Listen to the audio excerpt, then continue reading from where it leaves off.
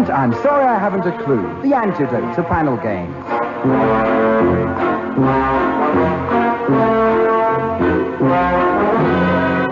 At the piano is Colin and your chairman is Humphrey Lyttleton.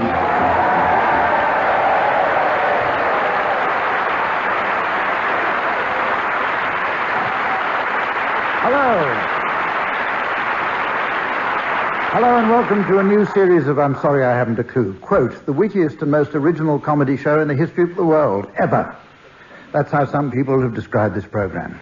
Let me introduce them to you now. On my right, Willie Rushton and Tim Brooke-Taylor.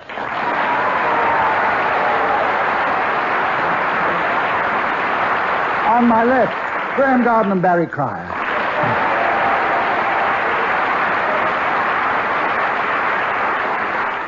And here she is, positively rejuvenated by her summer job in Rio. Please welcome my lovely scorer, Samantha.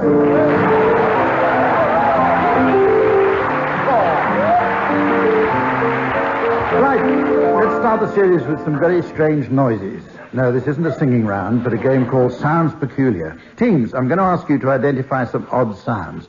Barry, here's your sound coming up now.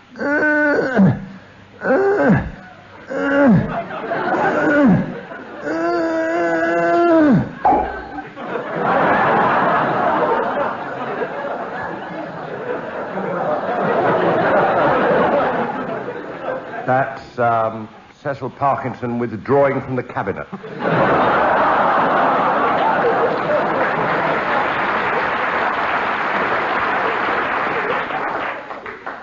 Yes. Tim, here's your sound coming up.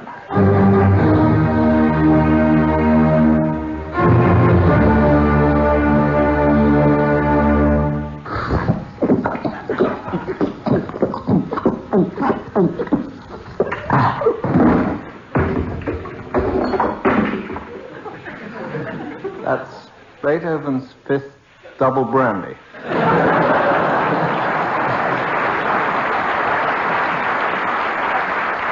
And also Cecil Parkinson withdrawing from the piano. One loose screw and... No, sorry. Fill in on the dotted line. Graeme Garden, here's your sound.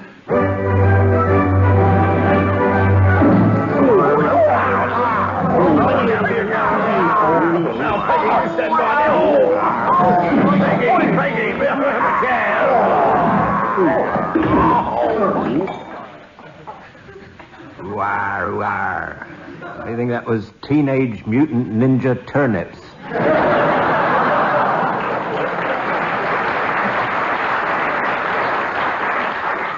An everyday story of folksy... Willie. What? Sounded like a young Barry Cryer was in that crowd scene. Sorry, Humphrey, just mentioned it. Willie, here's your sound coming up. Thank you. Don't cry for me, Argentina.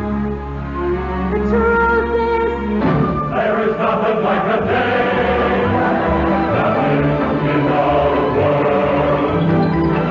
There is nothing you can name that is anything like God. That's a steamy scene of passion involving Evita Sackville West.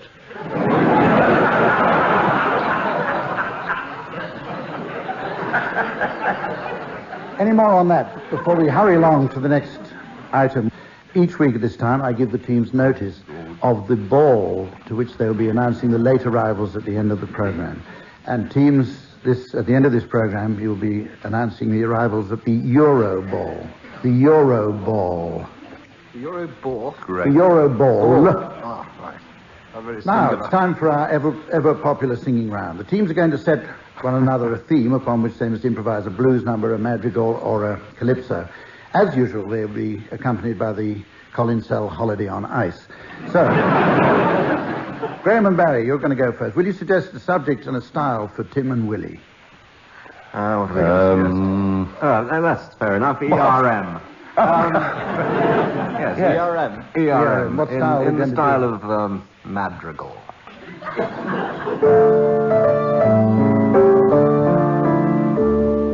As I was walking down the lane, I chanced upon John Major. I imagine you've got good news. Can I have the tune? For me, good news you have, I'll wager. Oh, tell me, will we all be rich? He said that I can affirm. We'll all be bleeding millionaires. We're going into earn.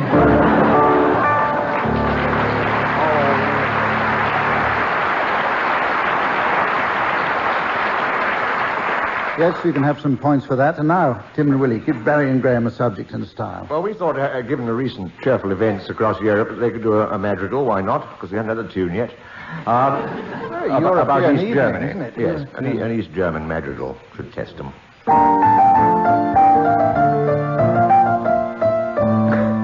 Hold on, Colin. As I walked out one May morning, I read Germany was reunited. And all the poor folk in the East exclaimed, we are delighted. But then a mighty earthquake struck, and the buildings made wild movements.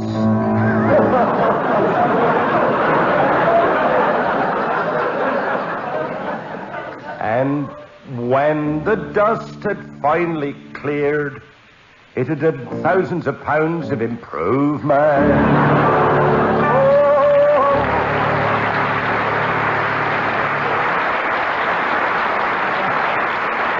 And you can have points too, but not quite as many. And now, at last, a truly brilliant game which will display the team's wit and intelligence to the full. It's a game called Tag Wrestling. I'm going to give each team the punchline of a story and start one of you off telling a story to fit your punchline. When I get bored, I'll do this, and a member of the opposing team will take up the story and adapt it to their punchline. The winner is the first person to understand the rules of this game, or alternatively, the first person to reach his punchline, whichever happens first. Now, punchlines. Tim and Willie, yours is, he grabbed it at each end, cut it in half, and declared the supermarket open. All right, while you're scribbling that, I'll give Graeme and Barry yours. The elephant opened the box and took out a carrot shaped like Simon Fanshawe.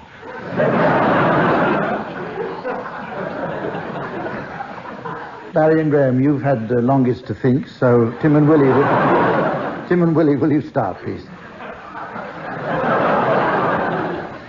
Cecil Parkinson one day woke up in the morning and said, "Good heavens, who are you?" "I'm your wife," said Mrs. Parkinson. "Oh, there's a novelty," she said. And he went downstairs, and when he got downstairs, there was a letter in the post which said, "Dear Cecil." Put that away. I don't want to read the post at the moment. I've got to sort this circus business out. We're having this big charity circus, because Cecil, as you know, does a lot of charity work. He really puts himself about.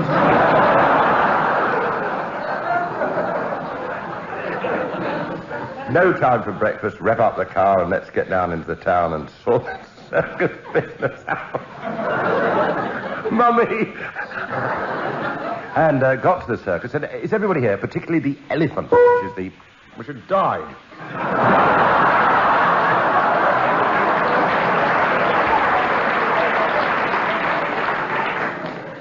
And even Cecil draws the line at dead elephants.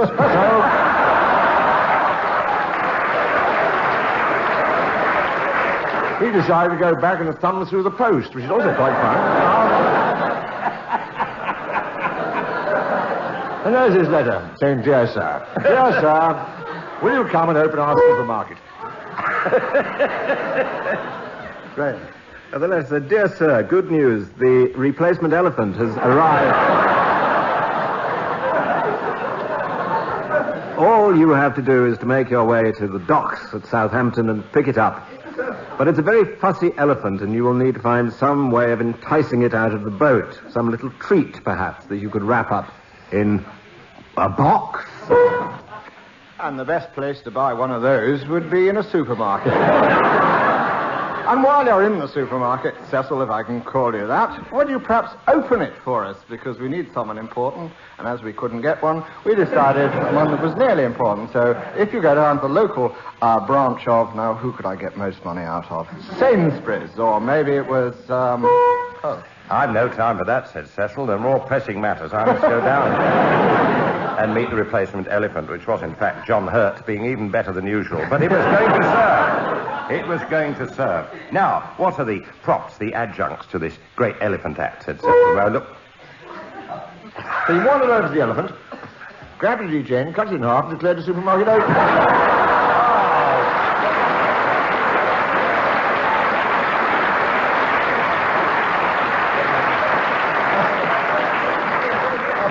Well, you can answer all the letters from elephant lovers.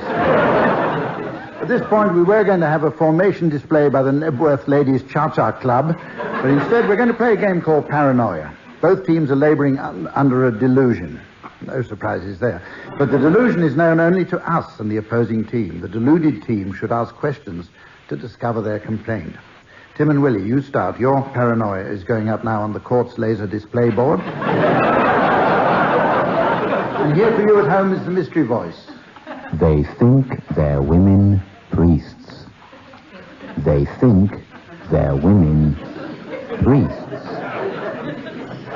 Right. Will you start interrogating, please, Tim and Willie?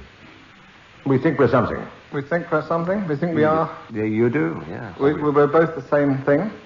Yes, yes. And about time, too. That shortens the odds.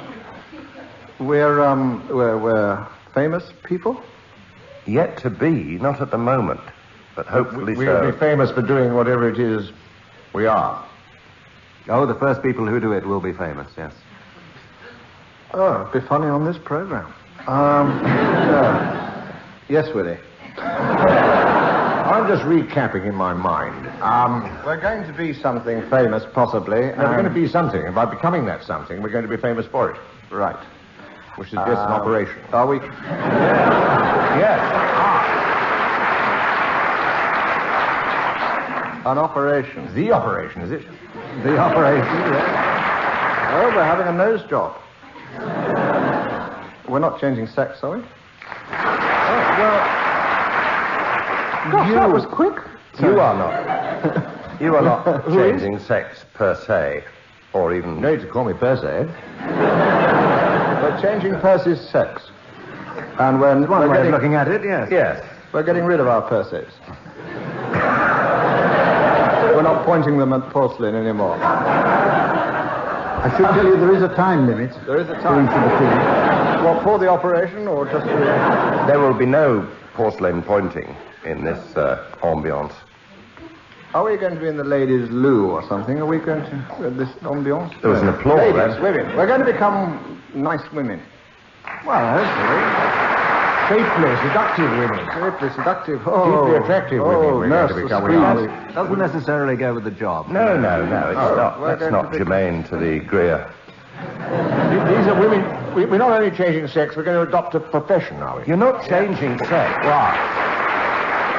You're changing the sex of something. Are we going to do something that women aren't able to do at the moment? Yeah. Oh, we're going to be prime ministers. No.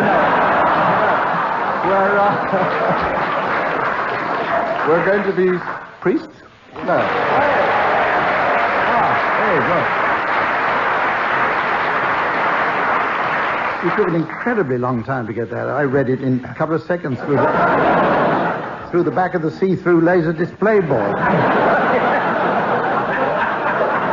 We actually couldn't see that. We were trying, but... I shut now, Barry and Graeme, because your paranoia is going up on the display board, and here for you at home is the mystery board.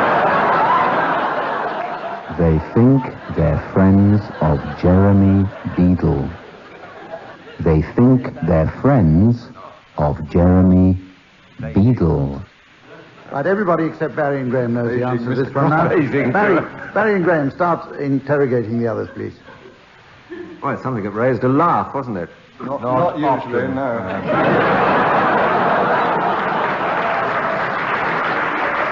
Are we labouring under the delusion we're a group of people? Yeah, well, yes. Well, have it out with In fact, you are the full complement of the club. Is it a group of two? Liberal Democrats? No. Not dissimilar, Two. but not quite as amusing. Has this got a political context? Not at all. Show business context? Hardly.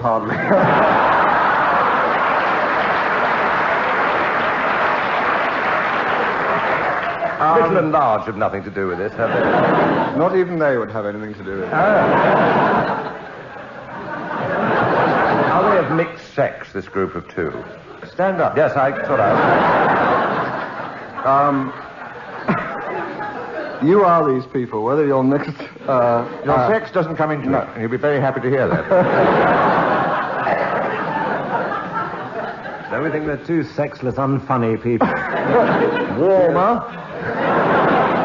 You are the sole representatives of these people, but what you are is what you are. I'm glad we've cleared that up. Another hurdle. So we are representatives of a wider group of these people. Probably not much wider. No. I'll have to hurry you along. Good. There's not many shopping days left to Christmas. You have a certain liking for something or even somebody, which is unbelievable. Are we a fan club? Fan club. The something fan club. Jeffrey Archer fan club. Oh, don't be silly. No. Sorry. Ridiculous. He did say two. Yes. There's only one of them. But he speaks well of himself. Jeremy Beadle fan club.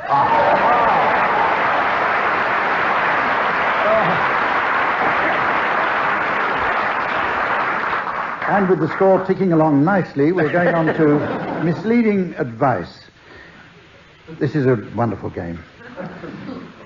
Britain holds many attractions for the interested tourist, and teams, I'd like you to come up with some guidelines and suggestions for the first-time visitor to these shores. We'll start with you, Willie Rushton. As we approach 1992, driving on the right-hand side of the road is now optional. Graeme. If you're staying with a British family, it is considered polite on leaving to pay their poll tax.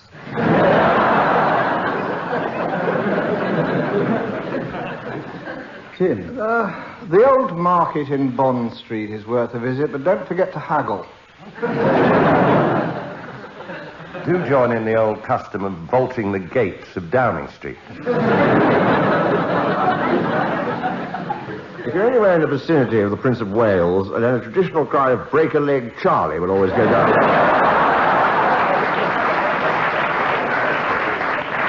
See the waxworks in the House of Lords. Make use of the London policeman. Hello, Bobby, you say. Be an absolute pig and show us the way to Lyttleton. Remember, in this country, taxi queues face backwards.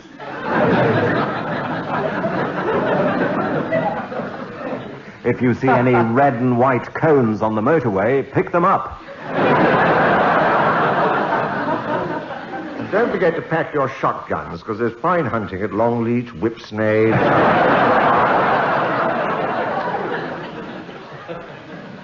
Gentlemen, sorry. No, carry on. Tim, it's your turn. Enjoy football. Go to Tottenham and join in the traditional Spurs supporters' cries, encouraging chants like, "We are the Gunners, we are Arsenal."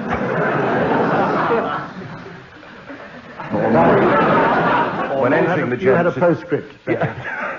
when entering the gents, it is protocol to smile at everybody and shout, "Hello, naughty."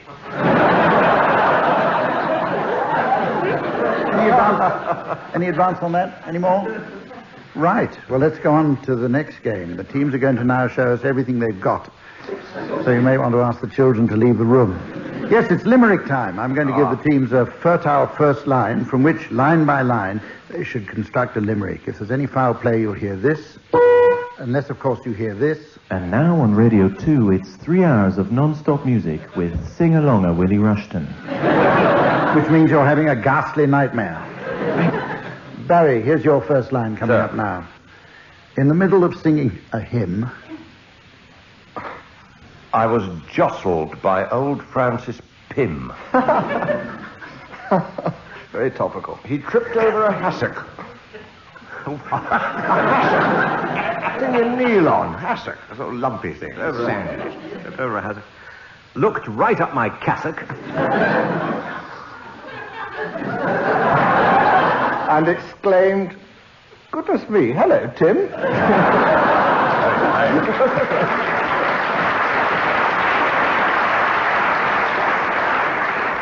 Tim, I've got one for you now. Oh, lucky old me. In the middle of singing a psalm, Michael Heseltine turned on the charm. He shook his wild locks. Removed both his socks.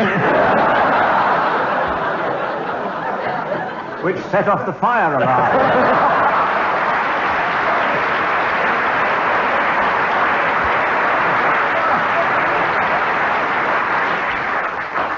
Graeme, you've earned yourself a first line now, and it's this. In the middle of singing an anthem...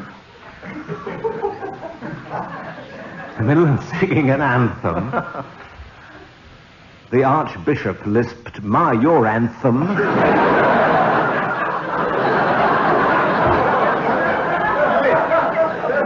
At which Norman Lamont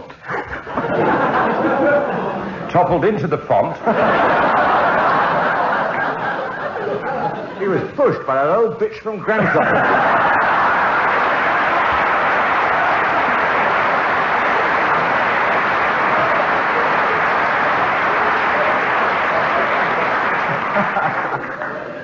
Willie, let's have a change now. Willie, in the middle of singing a carol... Geoffrey Howe cried, "Your turn in the barrel."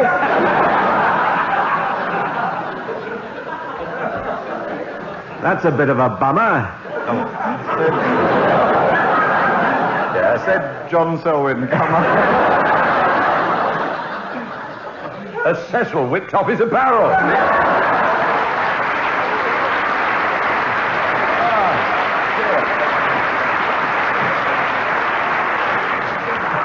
Gosh, level pegging.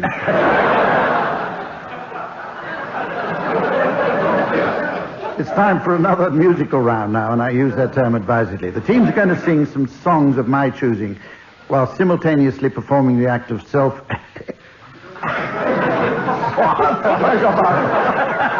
That's easy for you to say. God, this isn't television. It's actually too horrible to think about. Self-expurgation. Medical assistance will be provided by Dr. Colin Sell. Tim and Willie, will you sing a censored version of Underneath the Arches? No. Go on.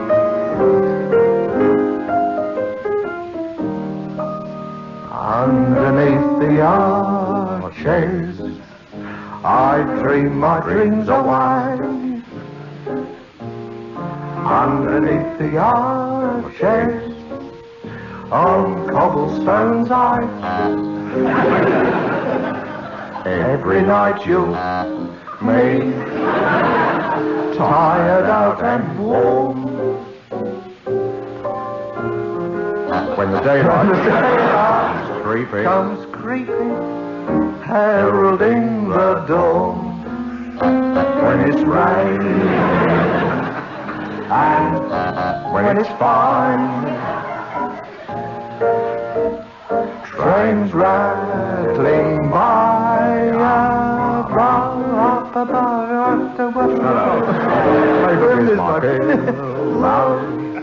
no matter where I underneath the arches, I lie away.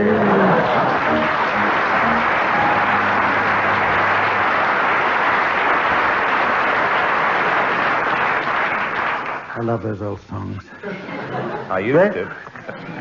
Graeme and Barry, will you sing your censored version of My Favourite Things?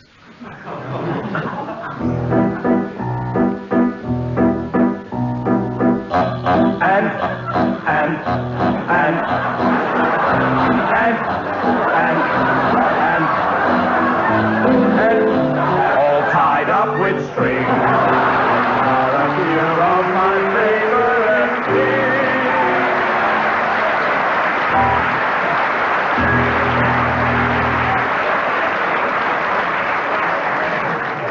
All right, that puts you in the lead. That was Tim and Willie, you'll never catch up, but we're going. We're nearly at the end of the show now, but the ball season is with us once again, and this week there's a European flavour. So while Samantha and I go off to compare our meat subsidies,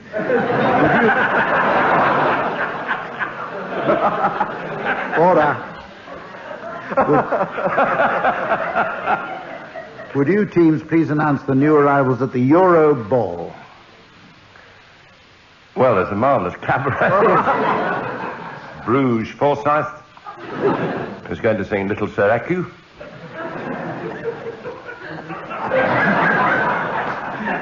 Very good. Hello. Hello. I think you might catch up after all.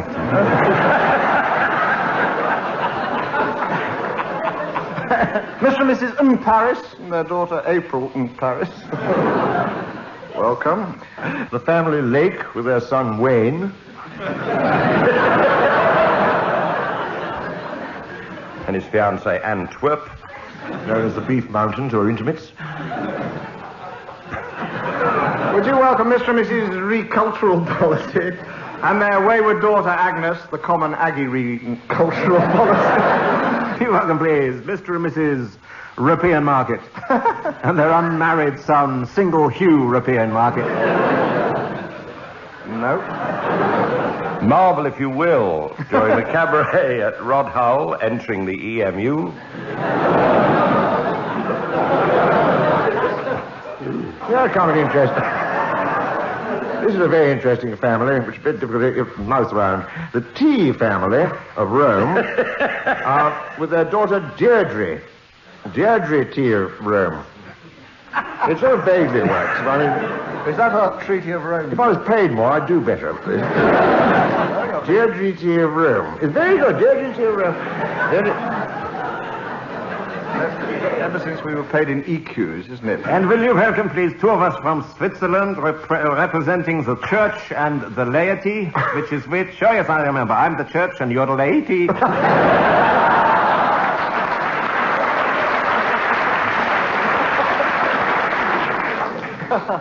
Deirdre T of Rome. No, I never liked it anyway, bloody woman. I have to interrupt while the wit is still at its height and tell you that that's the end of this week's program. Mr. and Mrs. Armin and their underwater serving son, Subs Iddy. Join us again next time. Join us again next week, and from all of us, goodbye.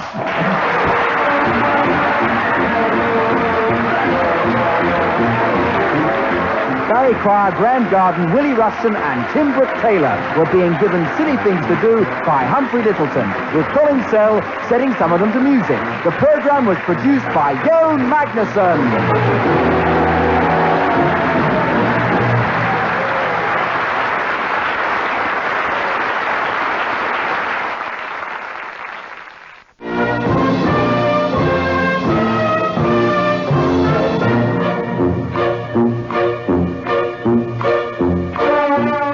I'm Sorry I Haven't a Clue, the antidote to panel games.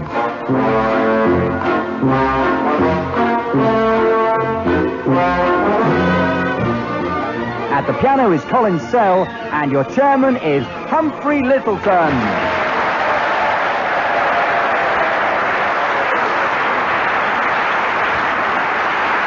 Hello. Hello and welcome to another edition of I'm Sorry I Haven't a Clue. Well, if it's true that laughter is the best medicine, here are four men who haven't paid their prescription fees. On my right, Willie Rushton and Tim Brooke-Taylor. And on my left, Graeme Garden and Barry Cryer.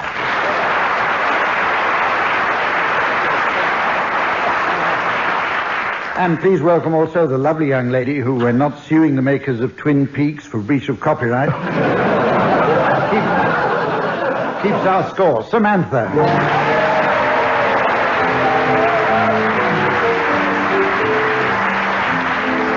We're going to start off the show with a round of good news, bad news. This is a game we've played each series, and it's very, very popular. One team will start off with an item of good news, to which the other team must reply with the corresponding bad news, after which the first team suggests some good news, then the other team suggests bad news, and so on and on and on and on. When Samantha and I have had more than we can tolerate, you will hear this. Unless, of course, you hear this. Which means I've been drinking too much coffee. Willie, will you start off with some good news? Good news! We're entering ERM. Bad news, that stands for Esther Ranson's mouth.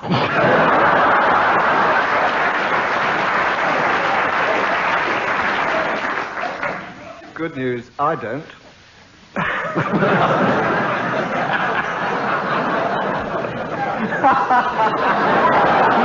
have a feeling that might be edited out.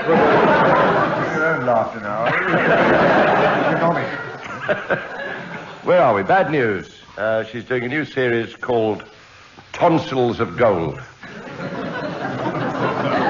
Good news. I think it's time to introduce the hard EQ. Bad news, that won't shut her up. EQ. ECU stands for Edwina Curry's underwear. Maybe she does, but have you ever tasted curried underwear?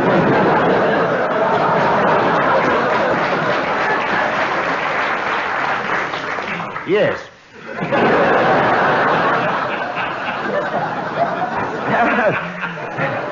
And the good news is, there's nothing I like more than a nice Nika-tika.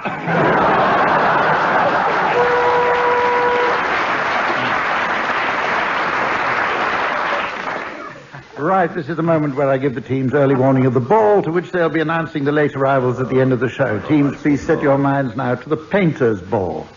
The painter's ball. Ah, a musical round. Called Pick Up Song. I'm going to play some records on my gramophone and ask you teams to sing along. After a few bars, the record will fade away, and if on its return you're within 5 staves of the original, I'll award you 19 points and an old bit of toast autographed by Colin Sell. Tim, you're going to sing along with The Lonely Goat Herd. What's a stave? High on a hill was a lonely goat herd, lay yodel yay yodel yay ooh. Loud was the voice of a lonely goat herd, lay yodel yay yodel ooh. Folks in a town that was quite remote heard, lay yodel yay ooh. Lusty and clear from the goat herd's throat heard, lay yodel ooh.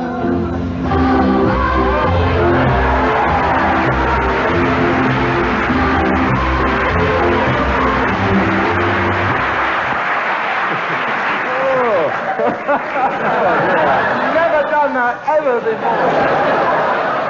It was the staves that did it. Do it again. Always at home with goat herds, eh? I'll give that 3 out of 10 now, Graeme. Graeme, you're going to sing now along with There's No Business Like Show Business.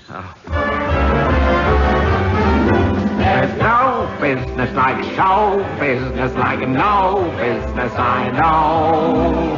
Everything about it is appealing, everything the traffic will allow. Nowhere could you get that happy feeling when you are stealing that extra bow. 2, 3. There's no people like show people. They smile when they are low. Even when they're dirty, there's no.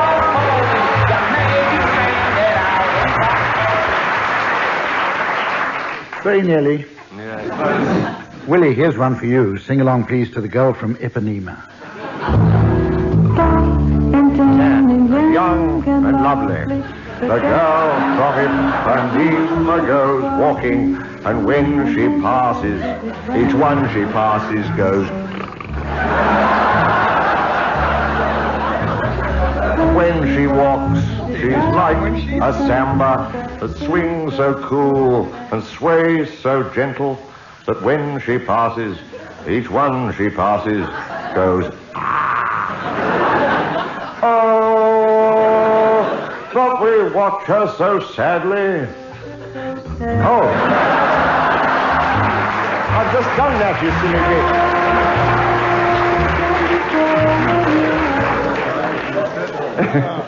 Her O must have been longer.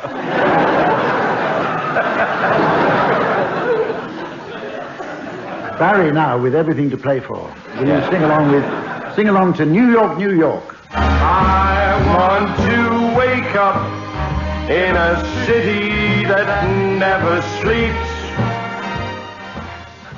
and find out a number one, top of the list, king of the hill, a number one. Those little town blues. Little town.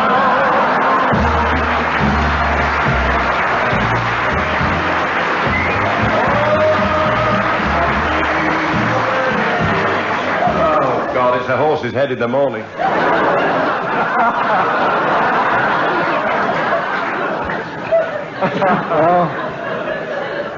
Allowing for the echo in here, that puts Barry in the lead. We have a round imaginatively entitled The Guinness Book of Records. Teams, I'm going to give you some record-breaking statistics, and I want you to tell me what feat they represent. We start with you, Barry. 242 rejections. Elton John's transplant.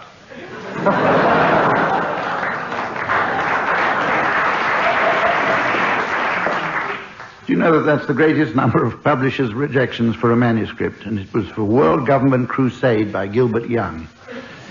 Well, I never. Willie. Willie. Laugh lines, Hump. How about this one, Willie? 10 bicycles, a supermarket trolley, 7 TV sets, 6 chandeliers, and a Cessna light aircraft. All this can be yours, Mr. Rushbag of 43 The Glebe, Orpington, if you buy into a timeshare development and you spend...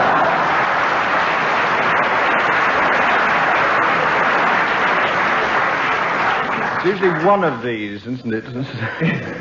Could be the contents of the World Shoplifting Champion's trousers. With all respect to the Guinness Book of Records, I don't believe this particular answer. Some of the metal and glass objects which have been eaten by Monsieur Mangetout of Grenoble. He provides the only example of a coffin ending up inside a man. Graeme Garden. Beware flatulence. Very aptly said, Willie, because, Graeme, your statistic is 8,931 million litres of beer. That's one for the road with Oliver Reed.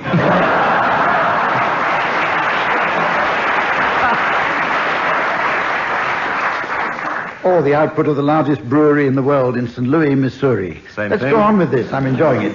Or the record book of Guinnesses.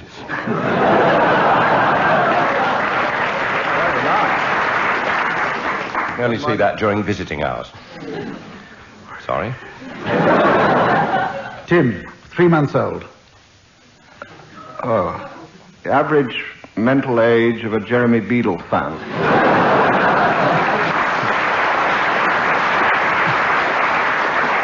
Nothing personal, Jeremy. As it's obvious, the audience is agog for the real answer. 3 months old. It's the youngest age at which a girl has been married in Bangladesh in 1986 to an 11-year-old boy. Yes, but was she happy? Was it a long engagement?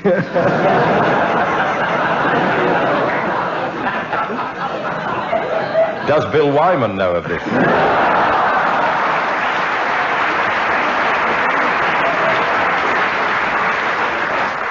Now, at this point, we were going to have a display of synchronized swimming by the Thirsk Ladies Scuba Society. Instead, we're going to play a version of the popular TV game Call My Bluff.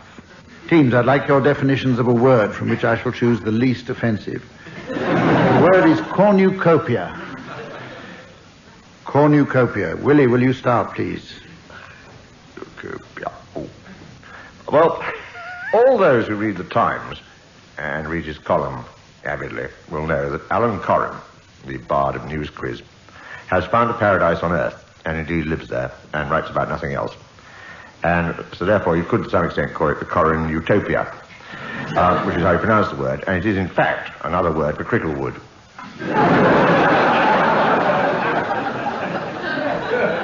Okay. Right. Barry. Well, there's a personal connection. Back in the early 60s, my early 60s.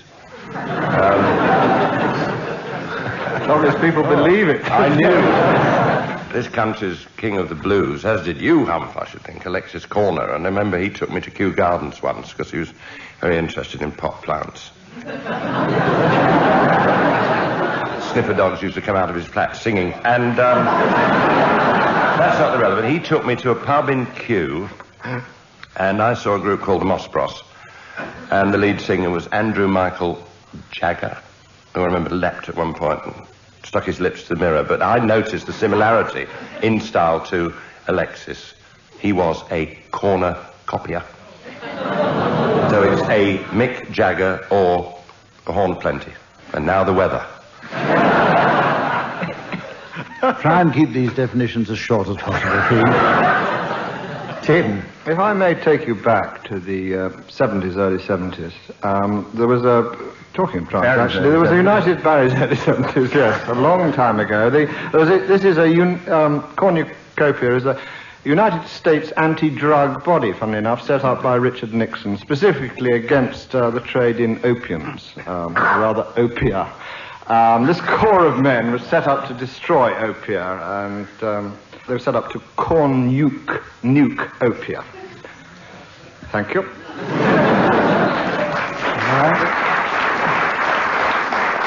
I quite like some... Graeme, your definition, please.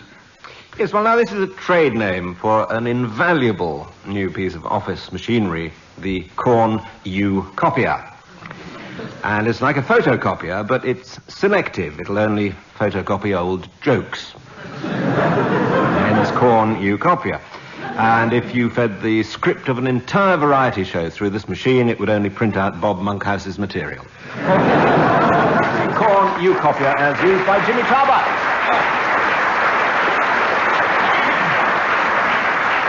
Right, now I shall have to try and guess which one is the true one. Let me see. Willie's... Actually, I've forgotten what Willie said. Cricklewood. I fell asleep in the middle of Barry's. Haven't a clue what Tim was on about. Not alone. And Graeme, have you done yours yet?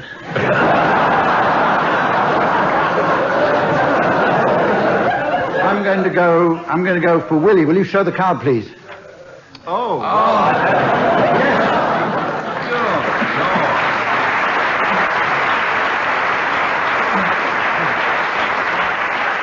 Or no, whichever you prefer. Now, we have a game called... Oh, Lord. We have a game called Feelies. Once again, Samantha is going to pass around some bags. I'm going to press the buzzer. I'm not reading this out. I'm sorry. There are limits. Teams have got to attempt to... No, it's filth. I'm going to have a drink of water. I'm getting overexcited. Are we running short or what? You spilled something on that waistcoat, Hump. How do you tell? Whatever it is, it won't show. Order, please. Order, please.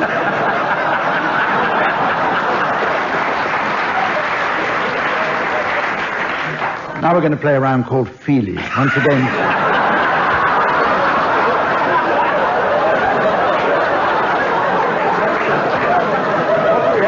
That Hump. Well, teams, once again, Samantha is going to pass around some bags containing mystery objects. Oh! Yes, and then what do we do, Hump? Teams, I'll tell you what you've got to do. You have to guess by touch only.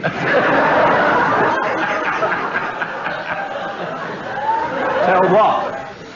I don't know.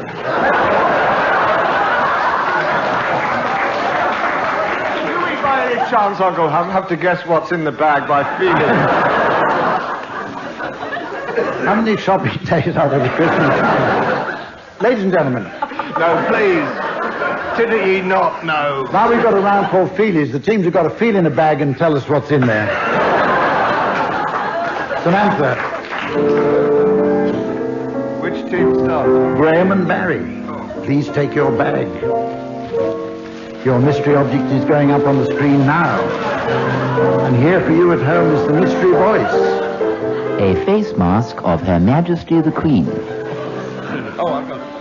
A face mask of Her Majesty the Queen. Well, that's not your hand, is it? Ich bin Liner. It's a collapsed something. Collapsed something, yes. Something's collapsed. Maybe hump. It's a flaccid something. Football? It's a mask. It feels like a mask.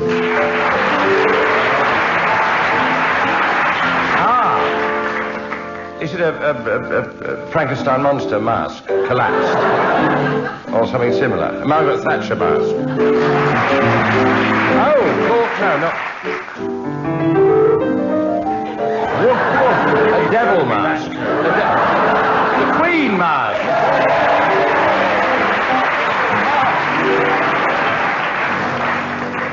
Sorry, Barry, what did you say? The Queen. I've got Colin Sell banging away on The the Queen piano. mask. Oh, yes. For you listening at home. Oh, you've already been...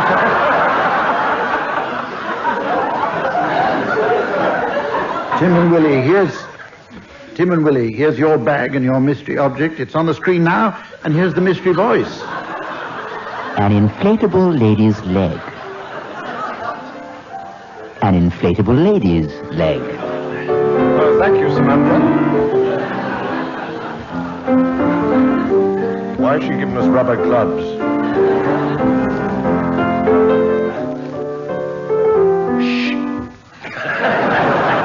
It must be huge. I can't get my hand in. Oh, this is very exciting. It's something inflated. It's been inflated. It contains human air. It's got a little... Oh, that's probably where it's been blown up. Oh, we've now just deflated it. Yes, the single leg of an inflatable Edwina Curry.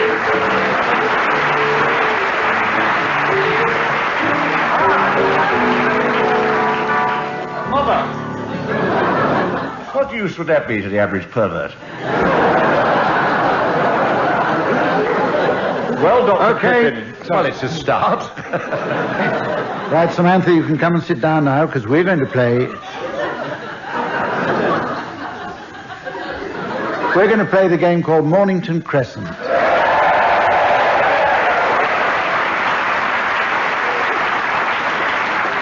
Now, you'll recall that in the last series, Tim Brooke-Taylor got into trouble on a point of order.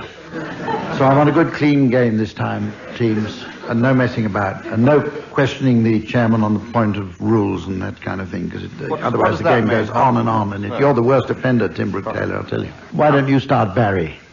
Uxbridge Road. Uxbridge Road, eh? Yep. Oh. Lower Regent Street would be a fine riposte. Lower Regent's 3 words. Right. Burnt oak. Panton Street. Thank you. The Mall, not Power Mall. The Mall. Thinking Street. Kensington Church Street. 1, 2, 3. Kensington Church Street. 7 Sisters. 1, 2. 7.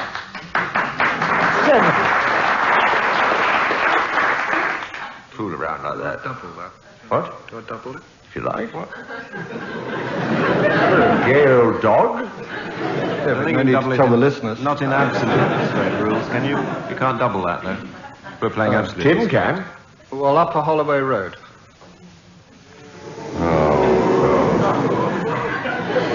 Brilliant! Ignorant! Oh, come on. Leaves you open straight into Fairlop. Wait a minute. Yeah, Fairlop, Collindale. Yeah, but you know what they do there. Round in a circle, then. Ballspond Road. Queen Victoria Street. Fairlop. Go for it, yeah. Landed him in trouble before. Ongar. Gant's Hill. St. Andrew's Hill. Mornington Crescent. Yeah!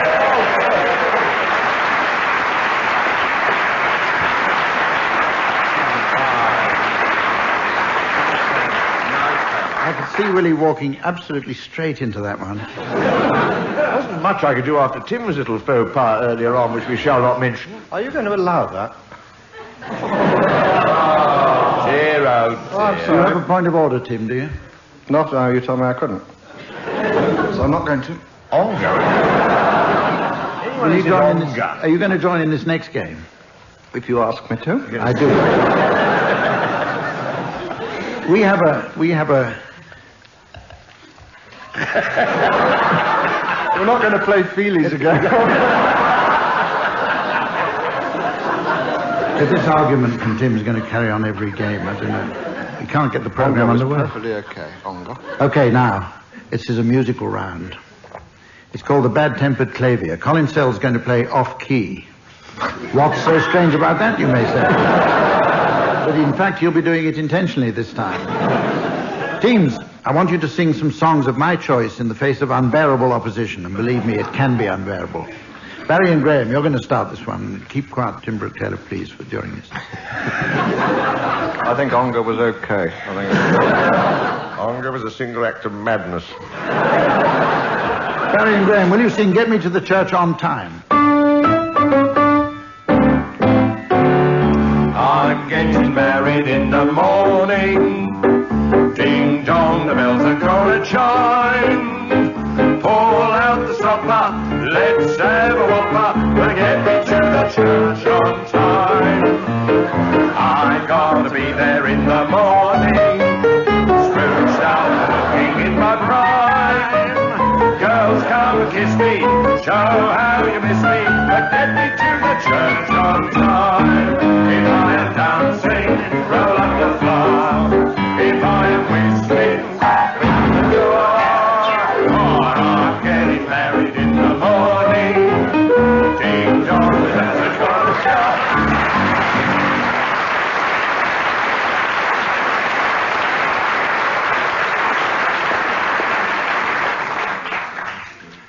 Right. Paul, Tim and Willie, now, you're going to sing long.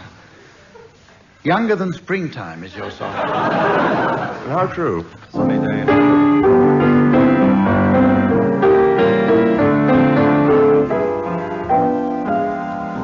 Younger than springtime are you, softer than starlight are you, warm winds of June are the gentle leaves you gave me, gayer than laughter are you, sweeter than music are you, angel and lover, heaven and earth are you to me, and when your youth and joy invite my heart, my heart has now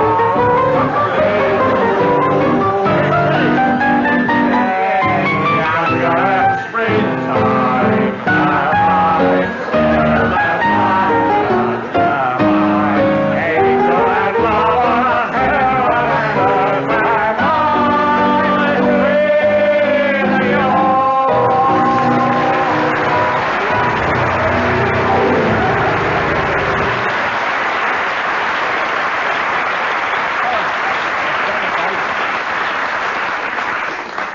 Ignoring our tone-deaf audience, Oh, that's nice.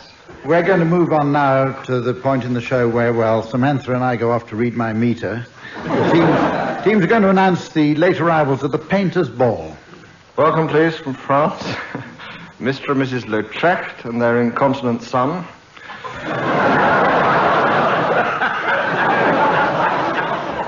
Toulouse, yes. I was just going to say, there's Van Gogh's son, Flowers. And his palette. And his pigment. What did his pig mean? And over there you can see Rory Bremner impersonating Alain Delon. a French impressionist. And there's Jason Donovan standing like a piece of wood, a post-impressionist.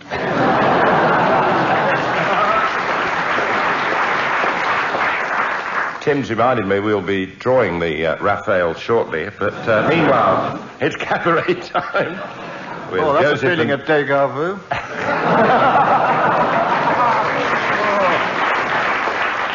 Oh, there's Francis Bacon. He's a bit of a pig. With his pigments. Oh,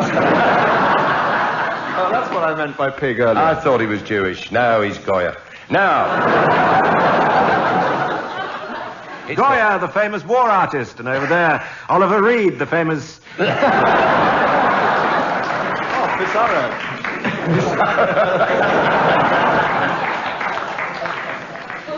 Very spectacular cabaret tonight. Easel Kniezel going to jump over 12 motor Caravaggios.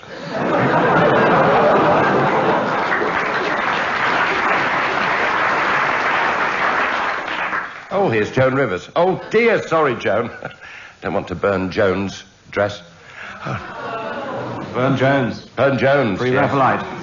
Speaking of which, here comes William Morris and his son, Morris Minor. These pre-Raphaelite jokes don't go too well with this audience. It's not a sort of pre-Raphaelite program, quite frankly. There on the arm of Botticelli, Birth of Venus. As usual, he's come without any money. That's a sort of post-Raphaelite joke. Oh, here's Ludwig van Beethoven. He's so deaf he thinks he's a painter. Yes. Oh, that's a funny joke. How many surrealists does it take to change a light bulb? Fish.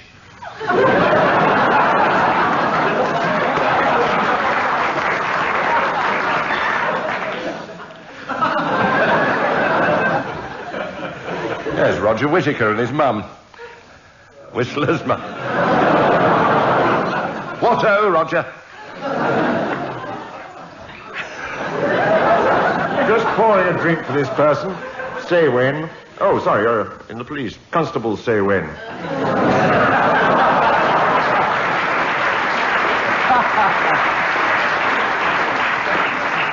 Now, put your hands together for Pablo. Here's mud in your ear. Picasso.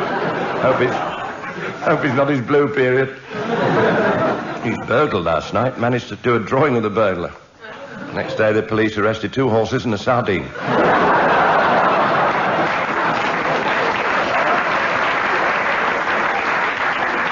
Right, well, ladies and gentlemen, that brings us right up to the end of our program tonight. So, from all of us, goodbye.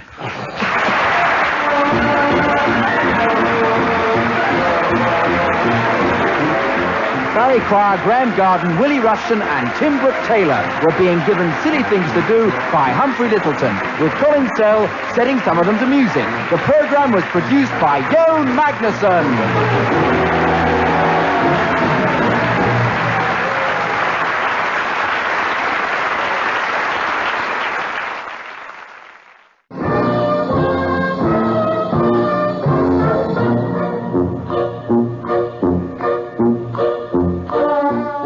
I'm sorry I haven't a clue. The antidote to panel games.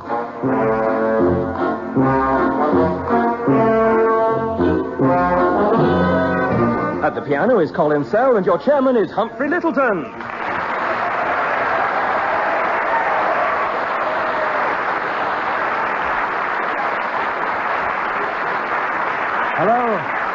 Hello, and welcome to I'm Sorry I Haven't a Clue. Well, it's been a momentous week or so, and naturally, we're all saddened by the loss of a woman who served faithfully for over a decade and who for many years has benefited from massive support. Yes, I'm sorry to say that Samantha, our scorer, can't be with us tonight due to a freak riding accident. Anyway, here are four men who decided not to throw their hats into the leadership election because they were afraid their hats stood more chance of winning than they did. On my right, Tim Brooke-Taylor and Willie Rushton.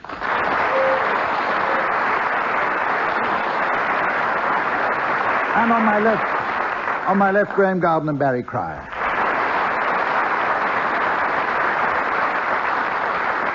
And while Samantha's recovering, would you please welcome our replacement scorer, the lovely Margaret.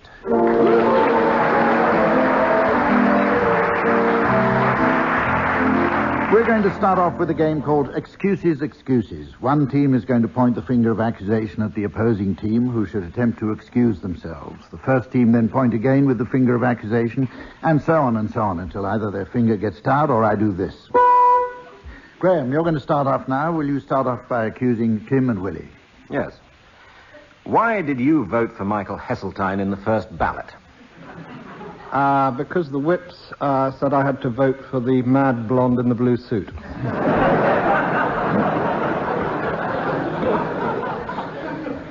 Why didn't you vote for him in the second ballot? We were beaten up by madmen in grey suits. But why? Why didn't you stick to your principles? We're Tories. Yeah.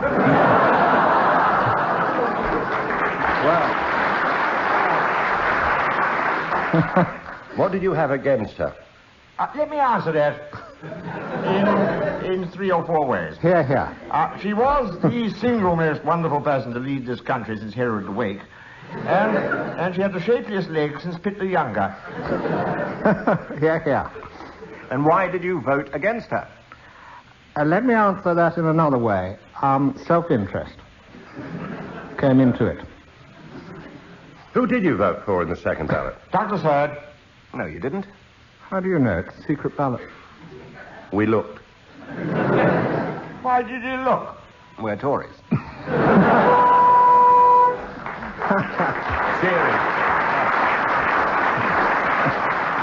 Right, Tim, over to you now. Will you accuse Graeme and Barry? Right. How do you explain your pathetic performance in Australia? We were upside down.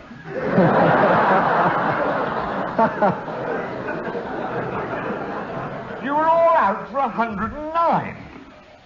Upside down, that's 601.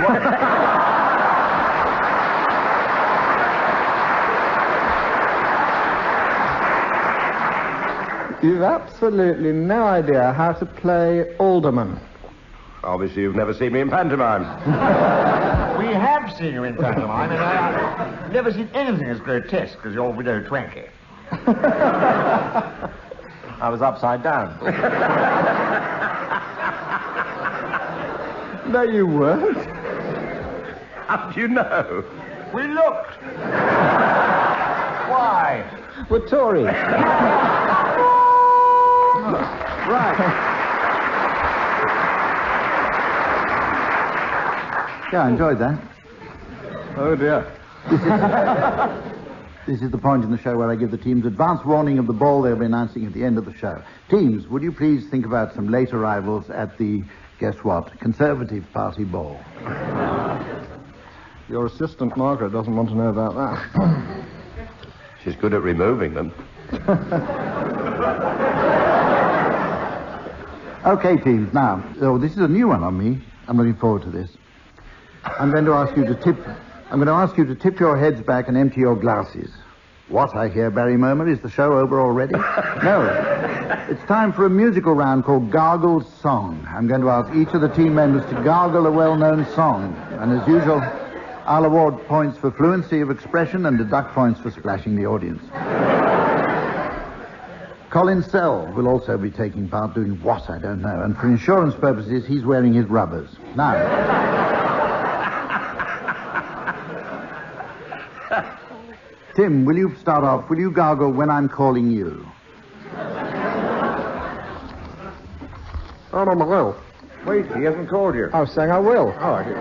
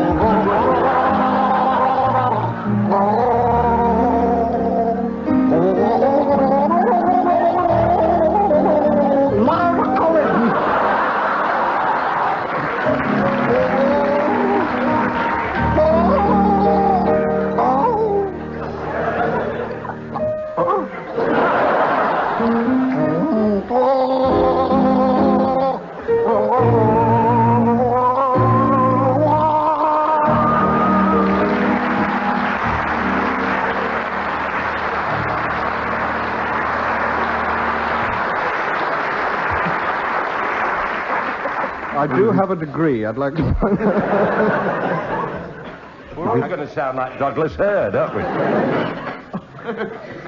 Barry, Sir. here's your song, please. Will you fill up? Emotionally, you mean? Your song is from The Merry Widow, Velia.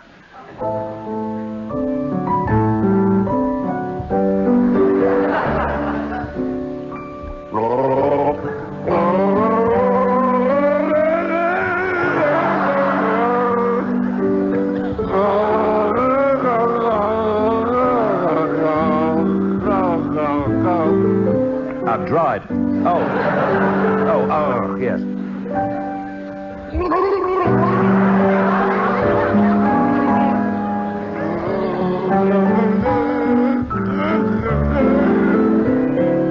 Nurse, what?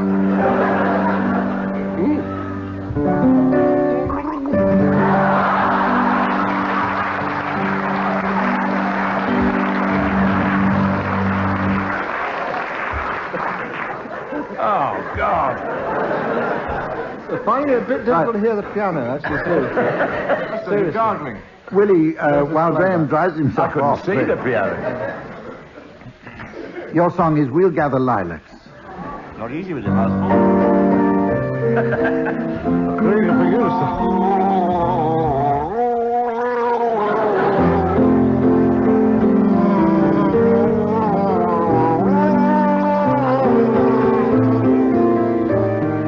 What are you doing? Getting the microphone near.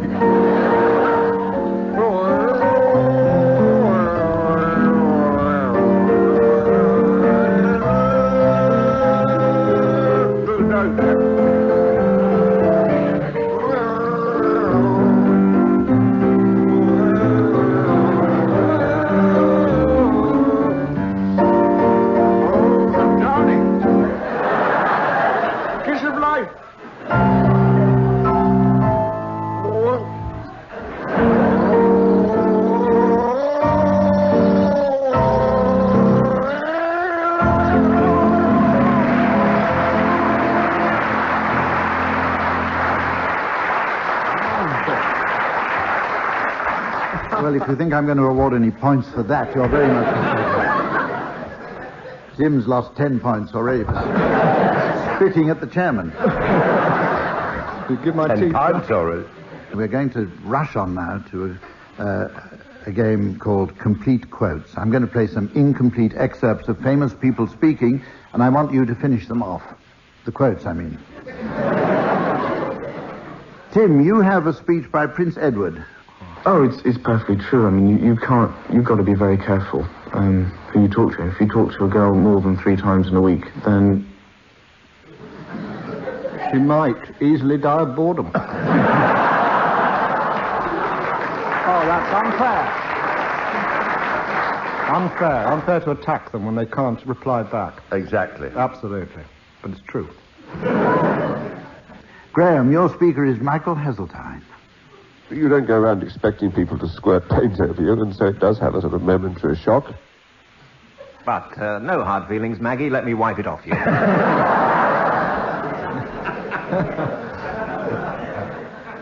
Willie Rushton, I've got a quote here from Andrew Lloyd Webber. What this will mean is that I'm going to be able to continue to devote more and more time to composing, because as people become aware of the fact that there is an excellent business team there, I can really do what I'm best at, which is impersonating fish.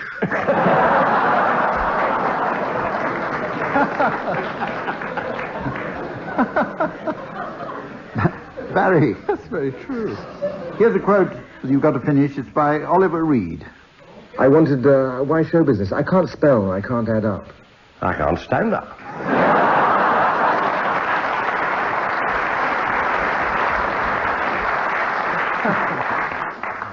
Tim, one right up your street now. Edwina Curry. I'm a North Country girl. I come from Liverpool, and I represented a ward in Birmingham for 11 years, and I represent a seat in Derbyshire.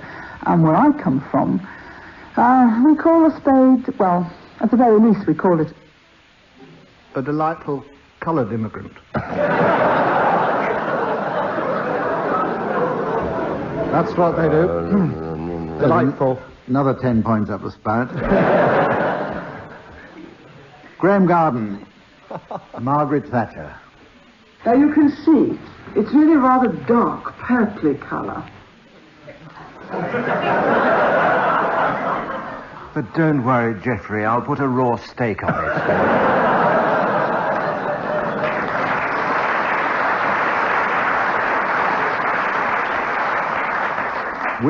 Willie Rushton, will you finish this quotation by George Best? People always want you to, you've got to give them the answer. You've got to say, yes, it's true, or no, it's not. But everything isn't black and white. No, there's teachers, bells, hay, Jamesons, baby shams, Taylor's Fort, Noel Chandon. But yes, keep on. We never know. They might be listening. Solemn moment now. Barry, will you complete this quotation by John Major? I'd like firstly, if I may, to thank my many parliamentary colleagues for the tremendous support they've given me today. It's an enormous... Fur-lined one, and Norma's going to be tickle pink. Well,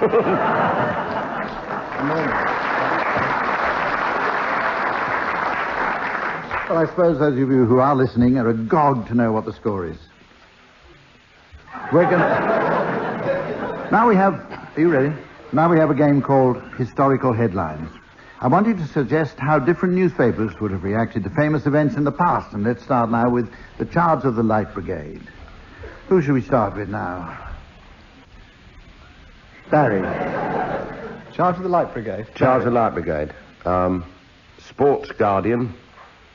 England 600 all out. Daily Express. Lord Lucan found.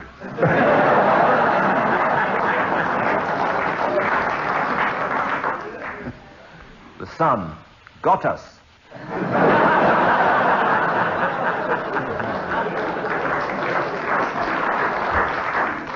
Cannons to the right of them is the Church Times, and cannons to the left of them is the Church Mirror.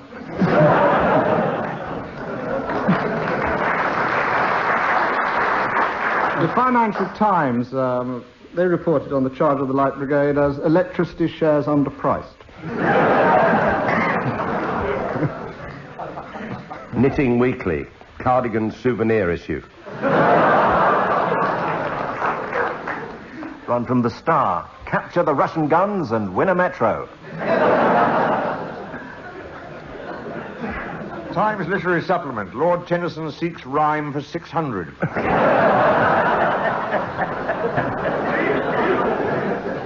Racing Post. Record field only 12 finish. Race unsafe, say RSPCA. Knitting Weekly. Balaclava Supplement.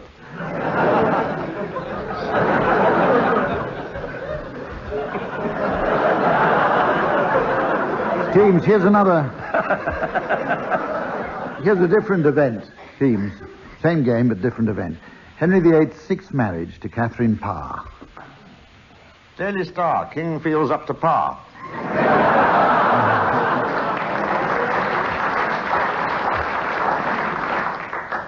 The Sun. Bon King Henry. The People. Bloody hell.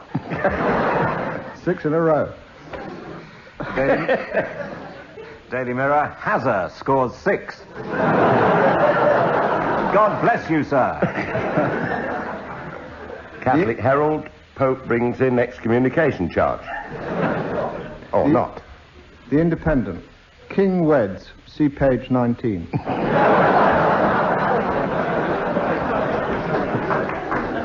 Times. King takes further advantage of the Reformation. The Sporting Life. Disaster for Ladbrokes as Cardinal Wolsey breaks bank with 6-wife accumulator.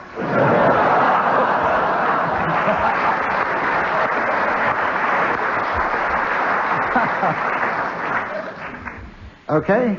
There's one from ITN as well. Zip. Ouch. Sandy Gall, News at 10, Hampton Court. Okay. Now, a very exciting and amusing game called Through the Keyhole. Behind me are some screens, and behind those screens, the producer has specially decorated 2 mystery cubicles to represent the rooms of famous and talented people, or Nigel Kennedy. One. Just because he can't blow it. One. Order. Where I was the day they shot him.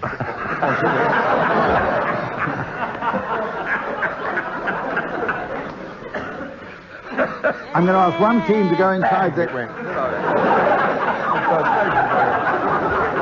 I'm going to ask one team to go inside their mystery cubicle and describe what they see, and the other team should ask questions and have 1 minute to guess whose room it is. Right, Tim and Willie, would you please venture into your mystery cubicle? The answer's going up now on the computer display. And here for you listening at home is the mystery voice. Jeffrey Archer's bedroom. Jeffrey Archer's bedroom. Okay, Tim and Willie, can you hear me in there? Sorry?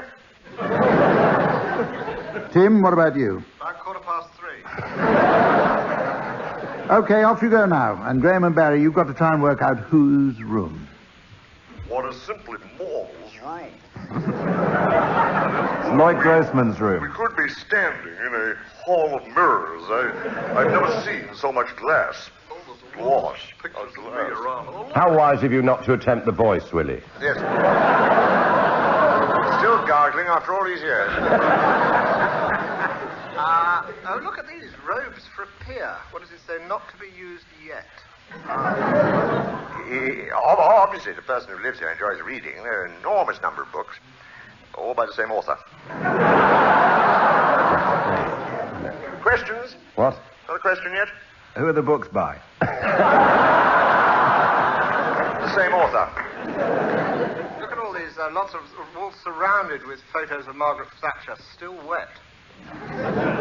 Any connection with the long-running radio soap? No. Only by name. He's obviously very well educated. The ties and scarves of a number of colleges at both Oxford and Cambridge are hanging around. Is it a fragrant room by any chance? Yes? Oh, look, there's a little file here. Spotty back spot remover.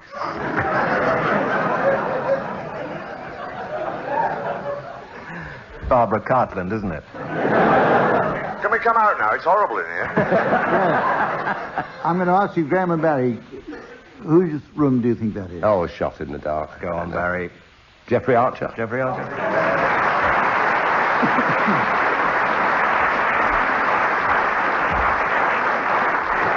Jeffrey Archer's bedroom, you're quite right. Now, Graeme and Barry. No. Graeme and Barry, off you go now to enter your mystery cubicle. The answer's on the display now, and here's the mystery voice for you at home. Pamela Baudet's kitchen. Pamela Baudet's kitchen. Sorry, Ewan, we can't quite see it here. Okay. Right off you go, Graeme and Barry. Can you hear me? We can't get the door open. Are you in there now? We're in the, looks like a kitchen. It's a kitchen, this, isn't it? Yes. Oh, Lord, look at that egg whisk. Batter's included, it says on it.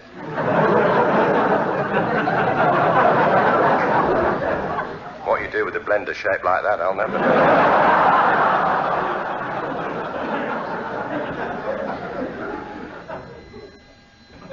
Oh, that's what you do with it. Look at this. Look, somebody's left a giant Brillo pad in here. Oh, it's got a face drawn on it. That's a nice touch. Oh, look, there's a Polaroid of Colin Moynihan. Actual size? Yes. Any questions? Is it the kitchen? It is the kitchen. That was a giveaway. You said we're in the kitchen. You're in some political place, yeah. You can be frank with me. There's a House of Commons pass here, with a price list on it, funny enough.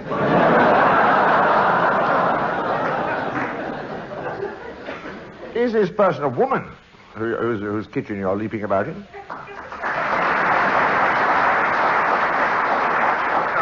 On the command kneel, she'd ring up the Sunday Times.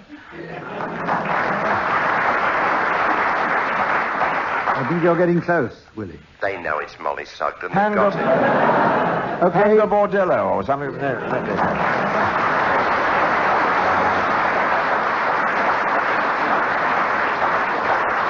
Pamela Bordeaux is The egg whisk was a giveaway because I've read The Observer. Lucky she was in.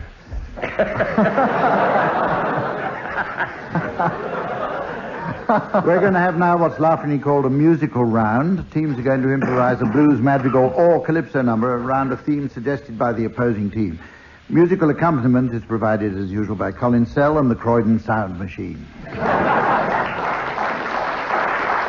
enough. That's enough. Right, Tim and Willie, will you think up a theme and a style, please, for Graeme and Barry? Calypso, I think. All right.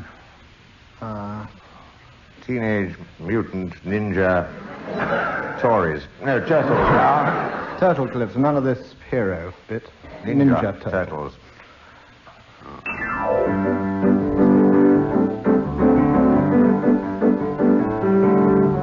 I got a mutant ninja turtle the other day. I gave it to my brother and he took it away.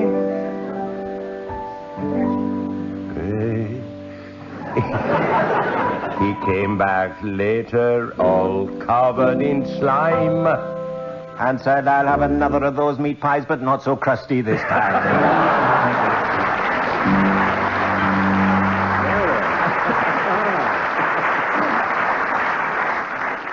Graeme and Barry now, will you suggest a subject and style for Tim and Willie, please?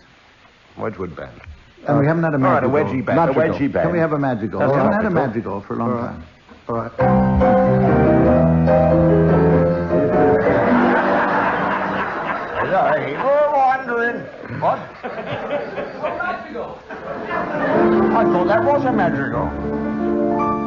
As I was wandering round the Gulf, I spotted Tony Ben. He told me I'd been on a mission to shish a dumb Hussein. Ben said, I said now, President, please release the hostages. And now you can't move in Baghdad for flocks of bleeding ostriches.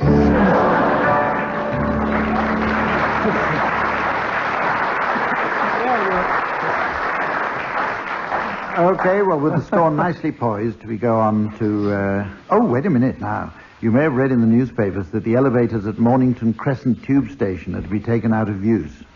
This, as you can well imagine, is grave news, and in recognition of the fact, all proceeds from our final round will go to a special Mornington Crescent elevator reconstruction fund. Yes, it's ball time again, so teams, while Margaret and I go off to inspect our mystery cubicle, will you please announce the late arrivals at the Conservative Party ball? No. Okay, well, ladies and gentlemen, that brings us... The results aren't in yet. Mr. and Mrs. Tickle Assassination and their daughter Polly. Mr. and Mrs. Din the Wool Tory and their daughter died in the Wool Tory. And will you welcome, please, Mr. and Mrs. Turn and their son, Hugh Turn. I'm sorry, there is no Hugh Turn. Oh, yes, there is. Oh, no, there isn't. But there's some marvellous turns in the cabaret. Kid Ory and his very tall brother, Height Ory. Thank you for enjoying the cabaret, and now we have the raffle. Oh, look who's coming. Mr. and Mrs. Crawling Toady. And their son, A. Crawling Toady. And will you welcome, please, fresh from the party conference, Mr. and Mrs. Dingo Vation and their son, Sam Dingo Vation.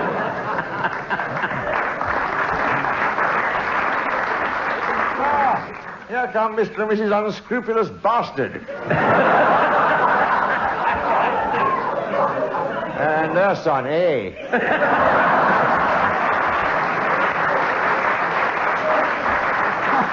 And their daughter Anne unscrupulous. Mr. and Mrs. Hoots with their daughter, Grace Hoots. Grace Hoots. Sorry. Carry on. Little sympathy for the new Prime Minister's wife. She's had her knockers. That's enormous knockers. And there's Mr. Ed, the stalking horse. Dennis Scratcher, he's got a Dulwich. And low point of the cabaret, Geoffrey Archer will be seen eating Labour MP Paul Boateng. And even worse after that, he's going to sing the Eton Boateng song.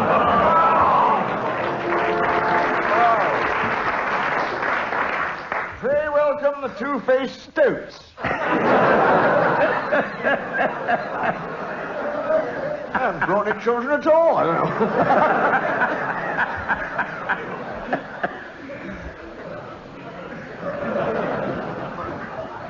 There's Michael Heseltine telling Sir Geoffrey how, but I don't think Douglas heard.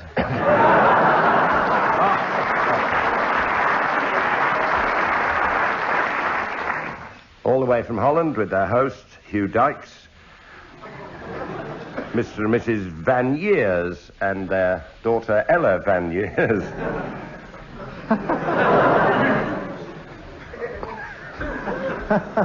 Lord Whitelaw in a fur coat, that's his Willie warmer.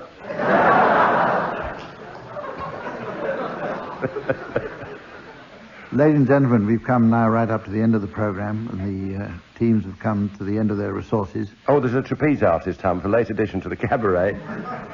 Margie Knoll, she can swing either way.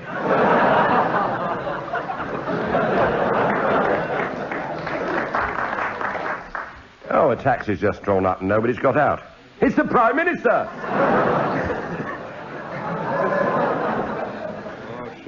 Shame, resign. We've come to the end of our time now. It only remains for me to say on behalf of myself and the teams, goodbye.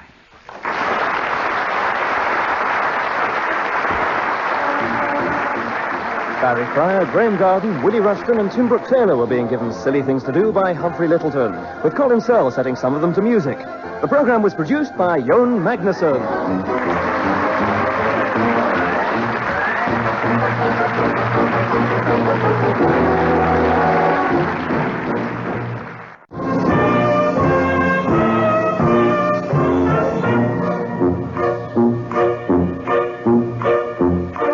We present I'm Sorry I Haven't a Clue, the antidote to panel games.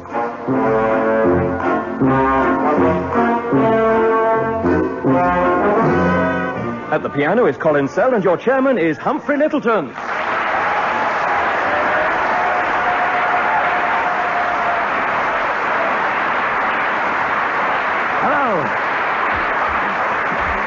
Hello and welcome to I'm Sorry I Haven't a Clue. Well, I can promise you this. Tonight the teams and I are going to have a lot of fun. So let's get this programme over as quickly as we can. Please welcome on my right, Tim Brooke-Taylor and Willie Rushton. And on my left, Graeme Garden and Barry Cryer.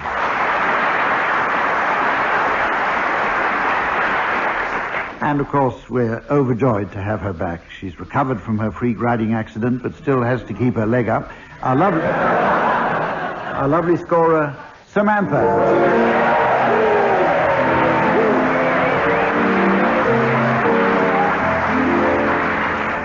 Let's start off this week's show with a game called Crossbreeds. It's a bit like Crossroads, but without the humour.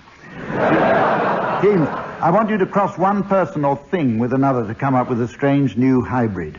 If there's any untoward behaviour, you'll hear this. Unless, of course, you hear this. Which means that Samantha's just had another freak riding accident. Right, Willie, will you start? If you cross a mounted Prime Minister with a Foreign Secretary, you get a major road ahead.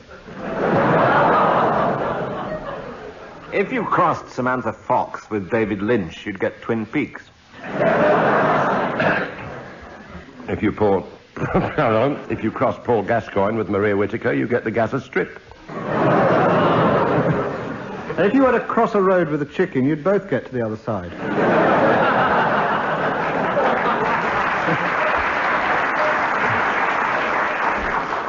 Conversely, if you cross a zebra with Noel Edmonds, you're more than likely to be run over by a discerning juggernaut.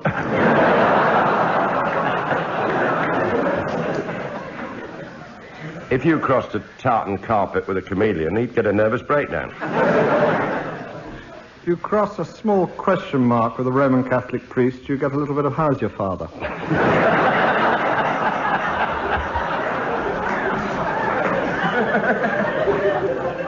Here it comes. If you cross Jar Jar Gabor with Jean-Michel Jarre, you get Jar Jar Jar. Or if you crossed her with Paul Gascoigne, you'd get a Zazagaza Gabor.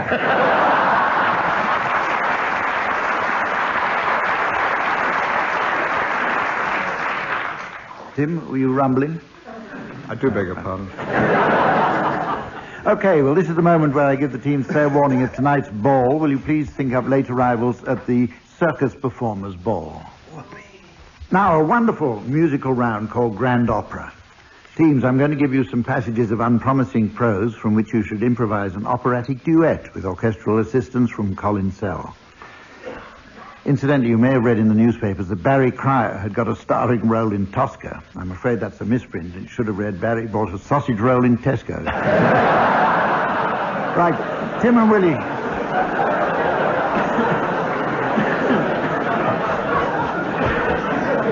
Tim and Willie, here's your piece of... Andy plays the trumpet. It's amazing. Sorry, Hump. Tim and Willie, here's your piece of prose, which has very kindly been sent in to us by Bill Jarvis of Preston. Would you improvise an operatic duet around page 29 of the Home Office Fire Service drill book, please?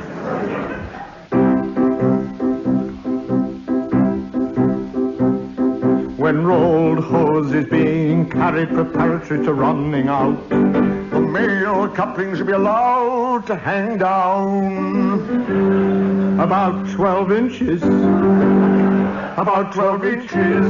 About 12 inches from the front of the roll. To run out rolled hose, the lugs of the female coupling are taken in each hand. The hose is held breast high and is allowed to revolve in the lugs and pay out under the right armpit. The end should first be connected either to a pump delivery or a standpipe, or should be secured by a member of the crew, placing his foot on it. Remember. A man who's already run out his length should retain a hold of the female coupling with his right hand. His right hand. He should then take the male coupling out of the next length to be run out of his left hand, out of his left hand, and make the joint, and make the joint, and make the joint, and make the joint, joint.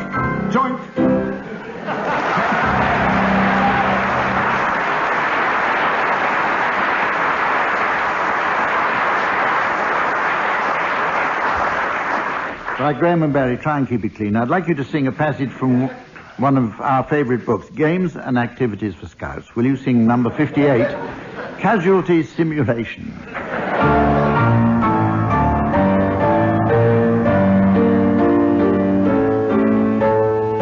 The following materials and equipment will simulate a realistic incident. 150 milliliters of castor oil, 1 kilogram of party. For spillikins. For spillikins. For spillikins. Spillikins. 1 bowl of warm water and soap. Between 10 scouts. 6 grams of petroleum jelly per scout.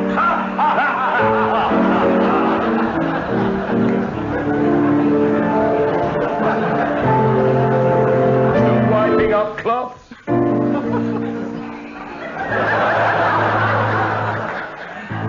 A stretcher constructed from 4 staves and 9 latchings per scout. Per scout, per scout, per scout, per scout, per scout, per scout, per scout.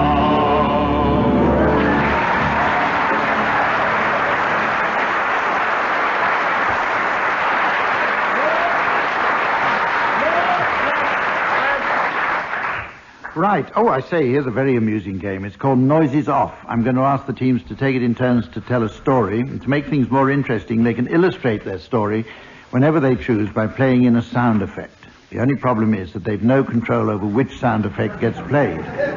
On hearing a sound effect, a member of the opposing team takes up the story, and so on and so on. So, now, teams, I'd like you to tell the story of Goldilocks and the Three Bears. We'll start with you, Graeme Garden. Once upon a time, there was a little girl called Goldilocks. You with me so far? And one day she was walking through the woods when suddenly...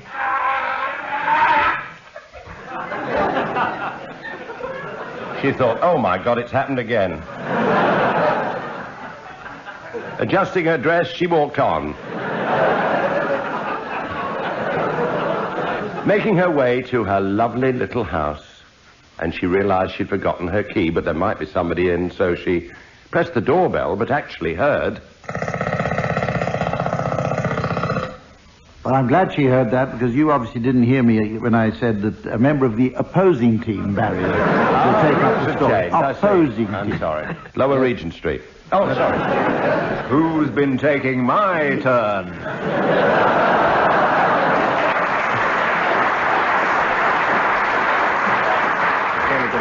She pressed the bell, and it made this Black and Decker-like noise. Oh, fine.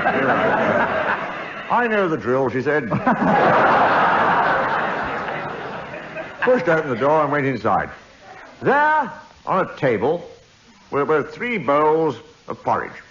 So she sat down at one. She was a fairly noisy eater.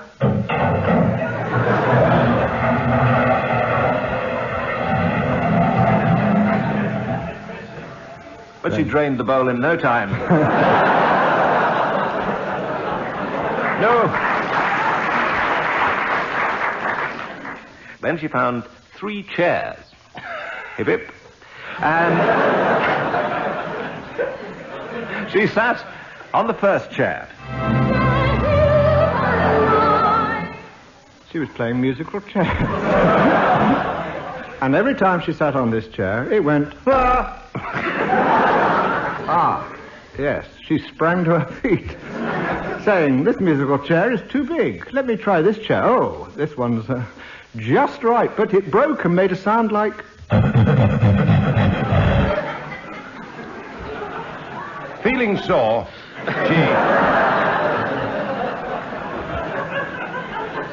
I thought it was the British Telecom dial-a-breather service. And how would you know?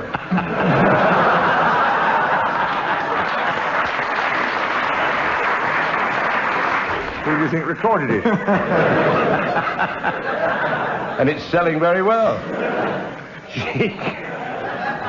She sat on the third chair and said, I've had quite enough of this. Let's get to the porridge bit. Oh, we've done the porridge bit.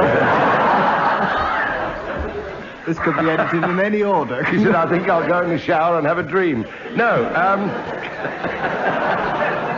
somebody's been in here, she said. And suddenly... Morning! Willie, there was something disgusting at the window. I'm going upstairs to bed, she said. So upstairs he went. Got into this rather ancient bed, which... Morning! There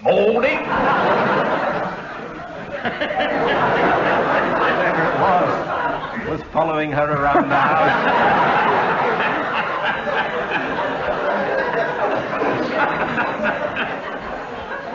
But she fell fast asleep, and at that moment the 3 bears... You didn't know about them, did you? Oh. The 3 bears returned, for it was their house. They walked in through the door, and they were aghast. Morning!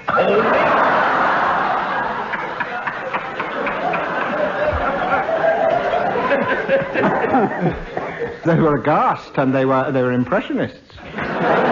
Because they'd heard through the forest this cry of... Morning!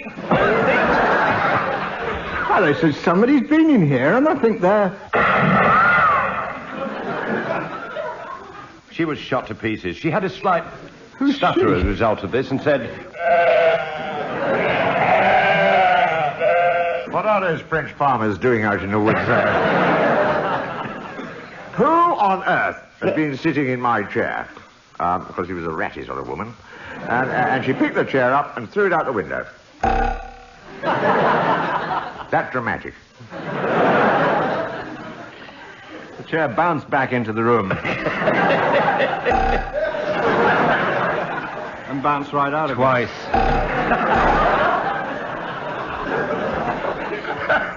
It was a sort of... Follow the bouncing chair. Right, Father Bear. And they did, and they lived happily ever after.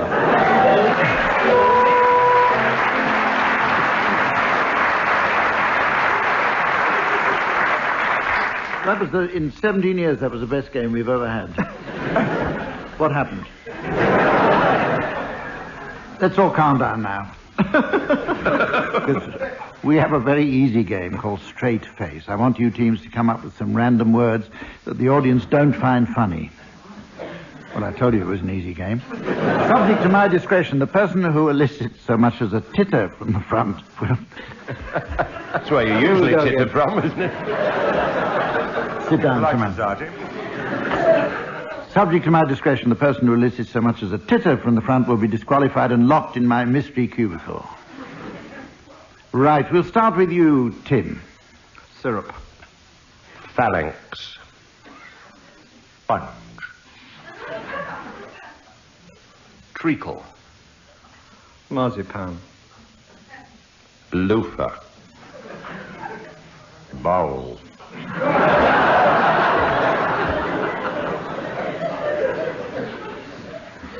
I didn't hear. Oh, rat, come on. Come on, no, it rat. wasn't. They were just snoring.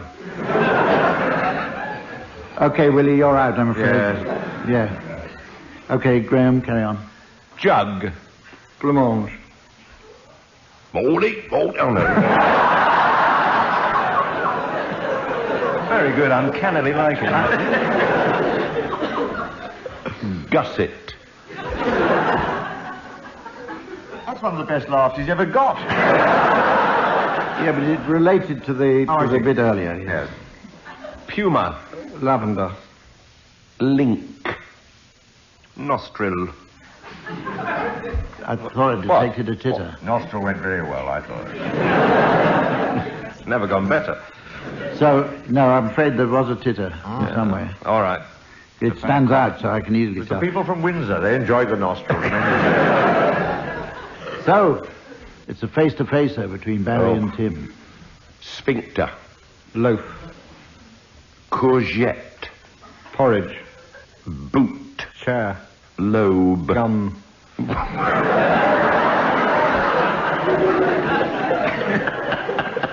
way he tells it. Didn't hear that. What did you say? Gum. Didn't No, go it so well wasn't the second time. funny. It wasn't funny, so carry on, Barry.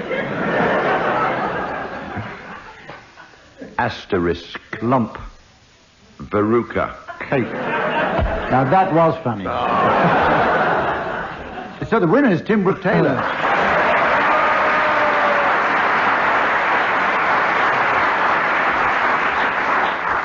Here's an interesting game. It's called Initials. I've been leafing through my book of abbreviations, and I want you teams to tell me what the following initials might, but probably don't, stand for. We're going to start with you, Barry, with WMM. Where's Monty Modlin? It was the point. Genuine inquiry. Do you want to know what it stands for? Yes, please. It stands for the World Movement of Mothers. I think that's their own business, don't you? No need to pry. Movement of Mothers. Yes, it's an Can you American, demonstrate it? American abbreviation. Tim, BCAS. Barry Crowr asks for sympathy. Actually, you're pretty close. I'll give you a mark for that. I haven't given any away lately. It stands for the British Compressed Air Society.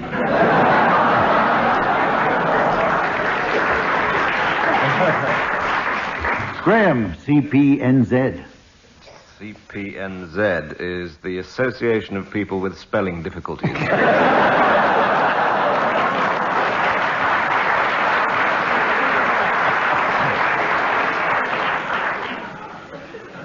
Or if you... No, the actual answer to that is Communist Party of New Zealand, as you might have guessed. Same thing. I know him. Willie, MCERF. MCERF. Michael Checkland eats raw flesh. Steady on. Well, it is, in fact, the Mornington Crescent Elevator Reconstruction Fund.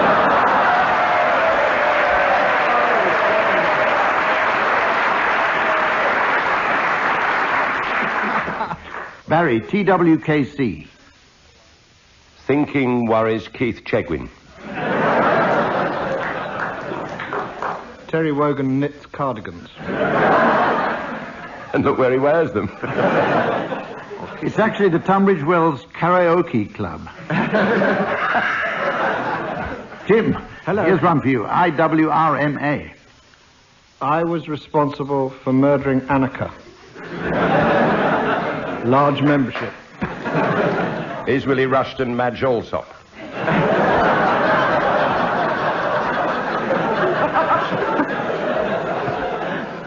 A wonderful thought. I think we should be told. One day, maybe. Yeah, but everybody's wondering. It's the International Wire Rope Manufacturers Association. And finally now, Willie, PASMA. PASMA. Pass Arthur Scargill's money around.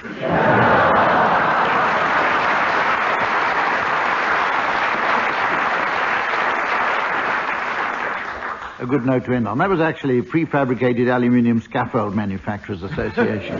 That's just a cover, then. We're going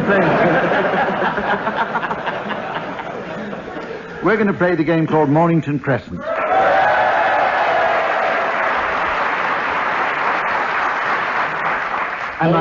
Mornington! I'm pleased to be able to say that pledges have been pouring into my Mornington Crescent Elevator Reconstruction Fund, and I would just remind you, teams, that under straight rules, stations with faulty elevators are always wild. So, was that street rules or straight rules? Oh, gosh, started already. What? Straight rules. Straight rules, thank you.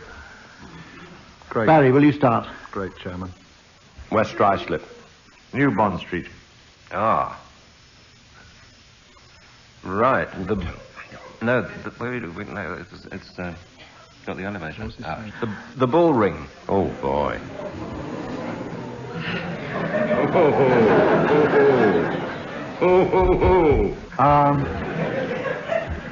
Well, Dolly's Hill Lane, I suppose. This just gets us back on the map. Oh, Chancery Lane.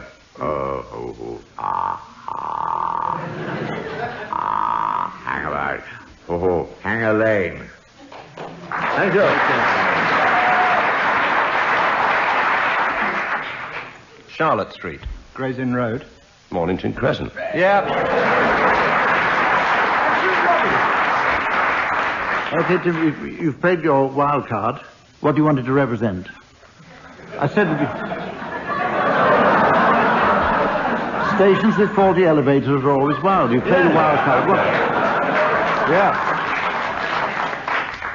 Oh, he's brilliant, you know.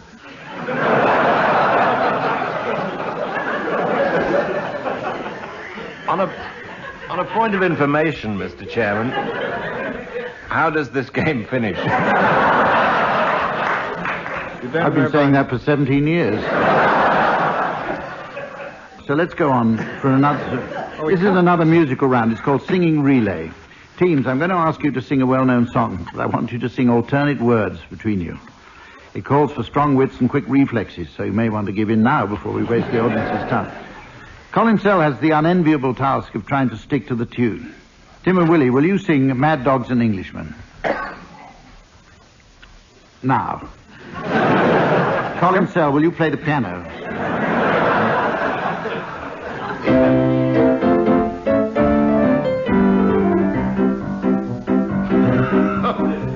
In tropical climes, there are certain times of day when all the citizens retire to tear their clothes off and perspire. It's one of those rules that the greatest fools obey. because the sun is much too sultry, and one must avoid its ultry violet ray. Mad dog and Englishman go out in the day sun. The Japanese don't care to, the Chinese wouldn't dare to, Hindu and Argentine sleep firmly from 12 to 1, but Englishmen detest a siesta. In the Philippines there are lovely screens to protect you from glare. In the Malay States there are hats like plates which the Britishers won't wear. At 12 noon the natives swoon and no further work is done. But mad dogs and Englishmen go out in the midday, out, midday, in, sun.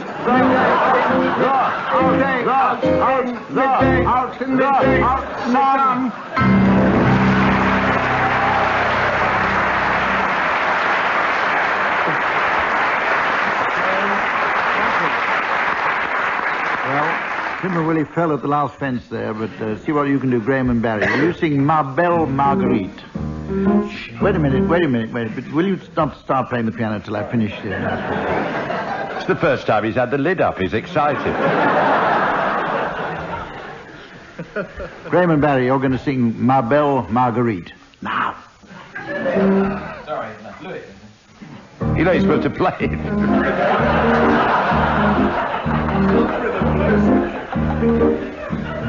In September, when the grapes are purple, Margarita, pick the grapes with me.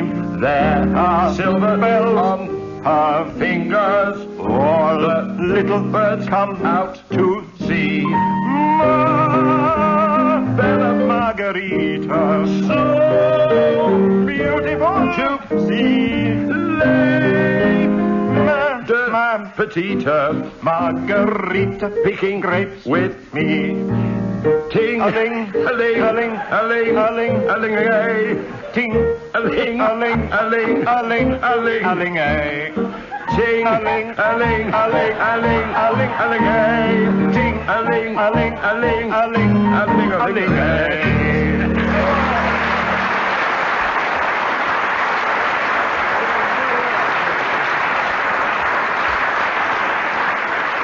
Right, teams, now, you've done so well there, boringly so, if I may say, that we're going to try for a grand finale. The song You're Just in Love from Call Me Madam contains a well-known counterpoint to the melody.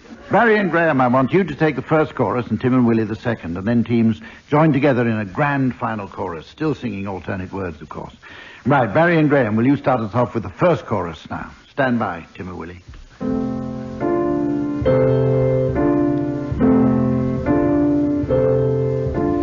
I hear singing and there's no one there. I smell blossoms and the trees are bare. All day long I seem to walk on air. I wonder why. I wonder why. 2, 3, 4. You don't need analyzing. It is not so surprising that you feel very strange. But 2, 3, 4, yeah, don't pick up. I know just what's the matter, because I've been there once or twice. Put your head on my shoulder. You need someone who's older. A rub down with a velvet glide.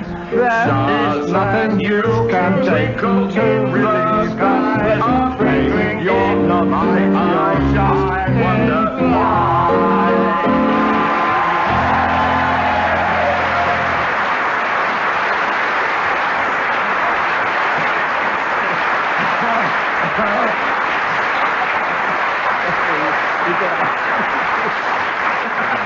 Very good. Well, Tim and Willie won that one. Thank you. With their brilliant rendering of the first melody. That I'm glad to... Great change. Much better than the others, I thought. I'm glad to say that that's very nearly it for this week. So while Samantha and I go off to press my trousers, will you teams please announce the late arrivals at the Circus Performers Ball? Here come Mr. and Mrs. Man Cannonball and their son Hugh. Welcome, please, Mr. and Mrs. Pansies, and their son is a member of the Tory party. That's Jim Pansy's Tea Party. Very silence for Mr. and Mrs. Andrews performing Seals. And their son Norman. Oh, mind your heads. Here's the incontinent to prefect. Luke, out below. And will you welcome, please, Mr. and Mrs. Bennett Nicholas Witchell's Funnier Than These Clowns, and their son Gordon Bennett Nicholas Witchell's Funnier Than These Clowns.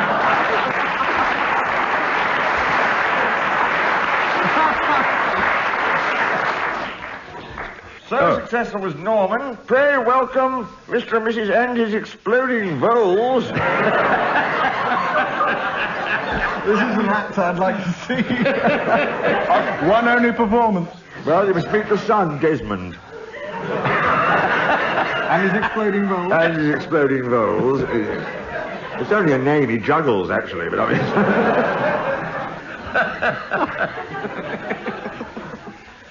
Ladies and gentlemen, it's time for me to... And here come Mr. and Mrs. E. Doodledandy.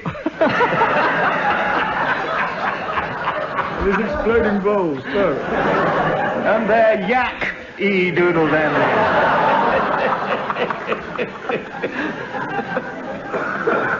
No time for the contortionist to look up some old friends, so...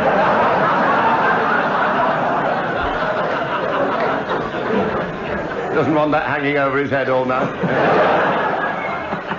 On which elevated note, it's time for me to wind up the show. Join us again next time. Until then, goodbye. Barry Cryer, Graeme Garden, Willie Rushton and Tim Brooke-Taylor were being given Silly Things to Do by Humphrey Lyttleton, with Colin Sell setting some of them to music. The programme was produced by Jon Magnusson.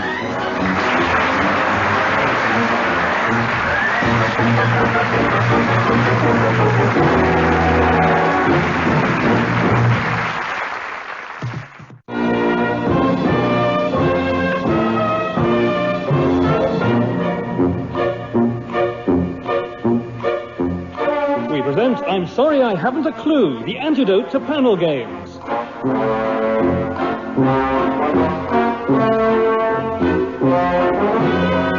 At the piano is Colin Sell and your chairman is Humphrey Lyttleton.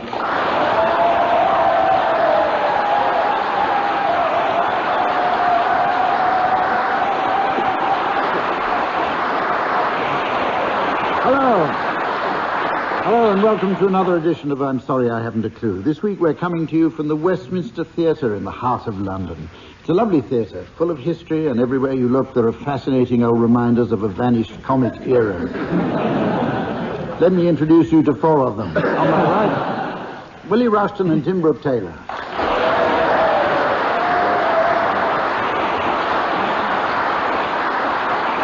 On my left, Barry Cryer and Graeme Garden.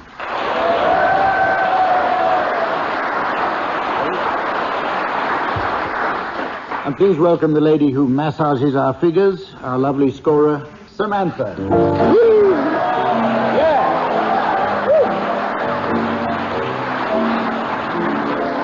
Woo! Right, let's get things going now with a round of good news, bad news. It's a popular game with very easy rules. And if you're not sure how to play, tough. Graeme, will you start off with some good news, please? Good news. Salman Rushdie is out and about again signing books. Bad news, he's still writing them. Good news, he's written a new book for children. Bad news, so's Fergie. Good news, it's not that new. Bad news, it's called The Helicopter, the Witch and the Wardrobe.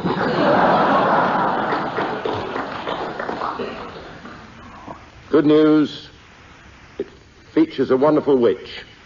Bad news, but have you seen the wardrobe?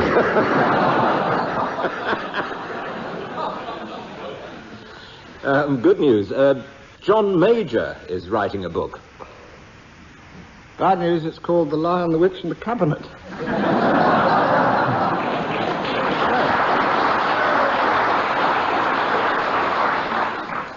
Good news, no it isn't. It's called Treasury Island with Long John Major. Bad news, Geoffrey Archer's just written a children's book. Willie Whitelaw and the Chocolate Factory.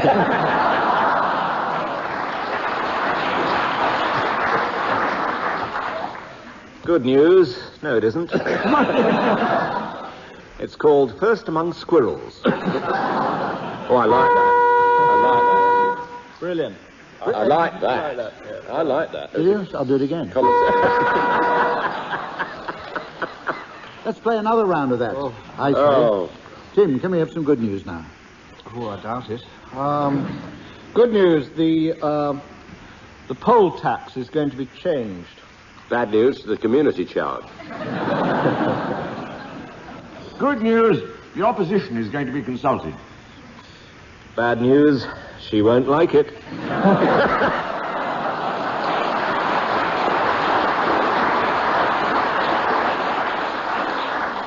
Good news, Michael Heseltine is going to pay everyone's poll tax for them. Oh, yes, he is. That is good news. Bad news, he's going to raise the money by selling Dulwich. Good news, Lock, Stock and Dennis. The bad news, it's been bought by Rupert Murdoch. Good news, he's merging it with Botswana. He's merging it with Botswana. He's going to call it Dulwich on the Bot.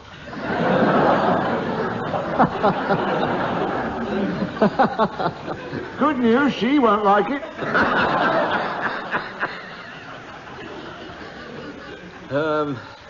Bad news, Humph has fallen asleep. Good news, I can reach the buzzer. Excellent.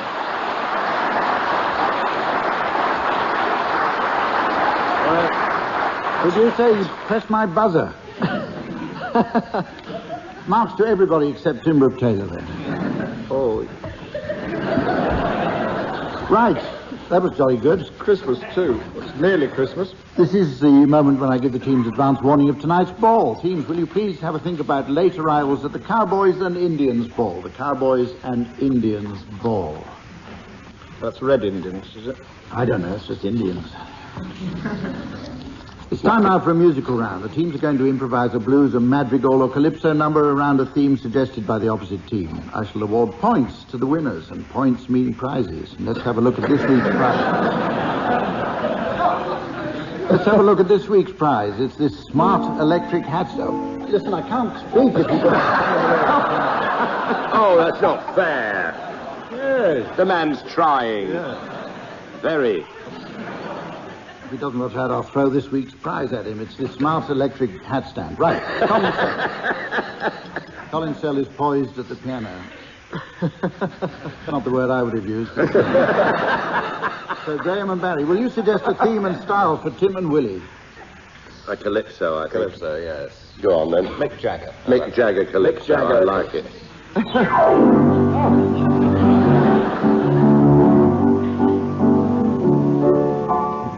Mick Jagger Very good so far, Tim. has married Jerry Hall. Which came as a surprise to one and all.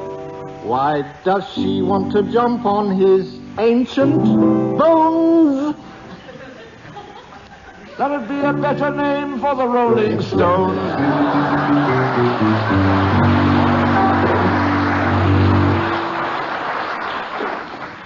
Now, Tim and Willie, it's your turn to suggest a theme and a style for Barry and Graeme. Thanks, Hump. Not at all. Keep your hands off my buzzer. But you Sound promised, advice, Hump. Madrigal? Yes. About the channel. Channel madrigal. That is a Channel. long channel.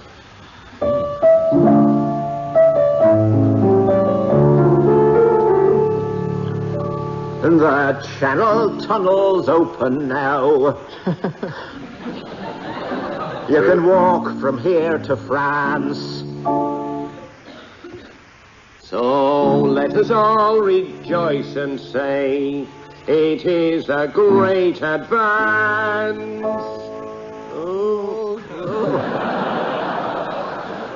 We've waited for this glorious day.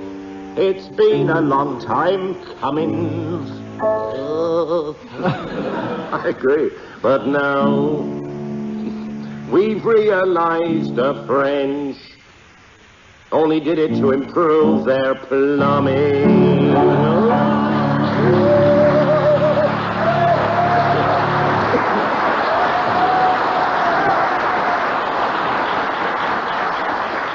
$15 points to Barry and Graeme. Tim and Willie have yet to get off the mark. Marvellous, Chairman. Marvellous, Chairman. Now for a round. Now for a round in...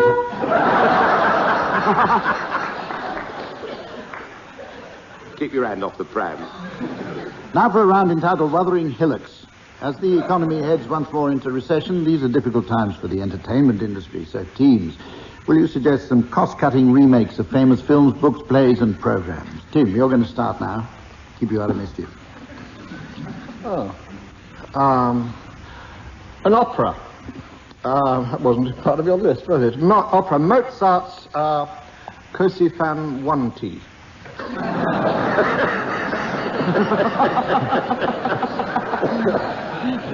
In a double bill with the haircut of Figaro. Cheaper. Hello, Hump. Can I press your buzzer again? You've just got one mark. You'll lose it if you get anywhere near it. Hello, Hump. Oh, Andrew Lloyd Webber. Tim struck a musical note. Andrew Lloyd Webber's joining in the cutbacks with Starlight, Second Post. Kitten. Joseph and his amazing Technicolor Y-fronts. Phantom of the Jingle. Oh, burnt out case. You're doing very well. They're redoing Buddy as Casual Acquaintance.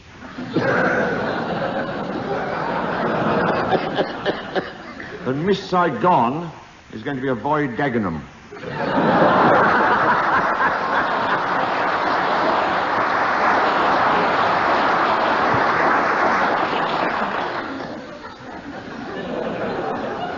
Bruce Willis in Stub Your Toe Hard. Le Miserable. Twin Peak. Sorry. Pre-pubescent mutant ninja turtle. Robo Traffic Warden. See Pauline Collins in Shirley Postcard. Milli Vanilli, the live album.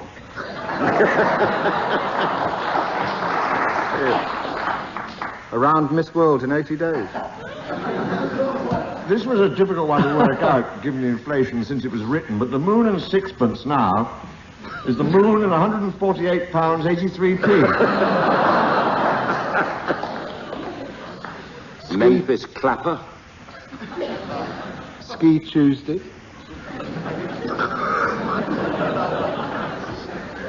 We know how to provide an anticlimax. Any more? Indiana Jones and the Last Chocolate Biscuit. Indiana Jones and the second to last chocolate biscuit. Ninja Terrapins. Well, at the end of that round, surprise, surprise, according to Samantha, Willie Rushton has forged ahead. Oh, it looks just like the real thing.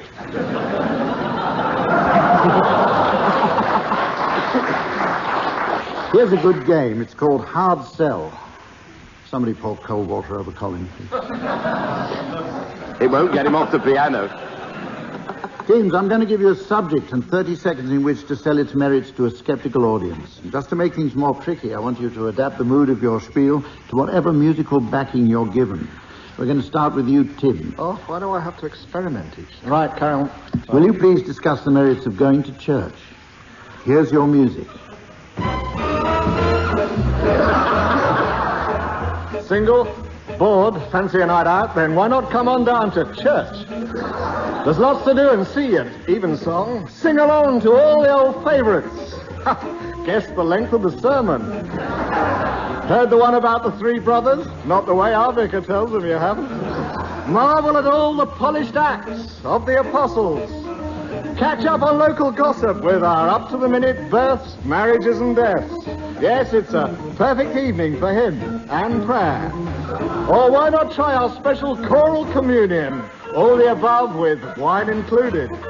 Yes, wine, women and song. Be in the church, not in the lurch. Evening all.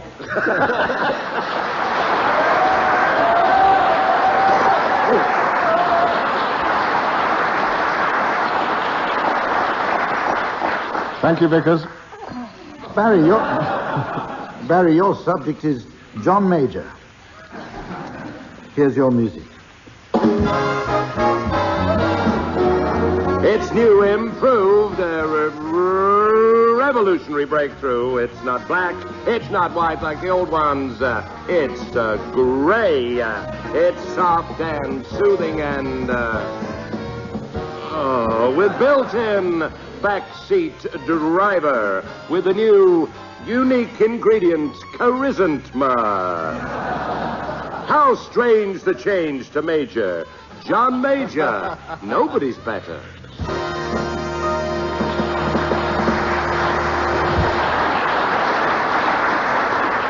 Willie, now, will you talk about Michael Heseltine? Here's your music.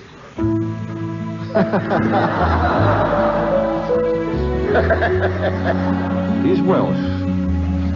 He's blonde. He's sexy. Most of his teeth are his own. He is immensely rich. He promised to be a millionaire by 21, Prime Minister by 1990. In a flat jacket, flashing his teeth. He was Minister of Defence until he made a complete arsehole of himself over the Westland helicopter affair. Since when? He has wined and dined in the wilderness, winding the grassroots, smoking the grassroots, until finally he boldly took on, as no man before had previously done, Mrs. Thatcher.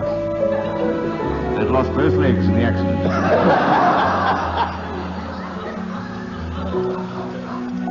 Now he's at an environment, and his head will be next. What a man. A legend. Michael Heseltine. He's Welsh.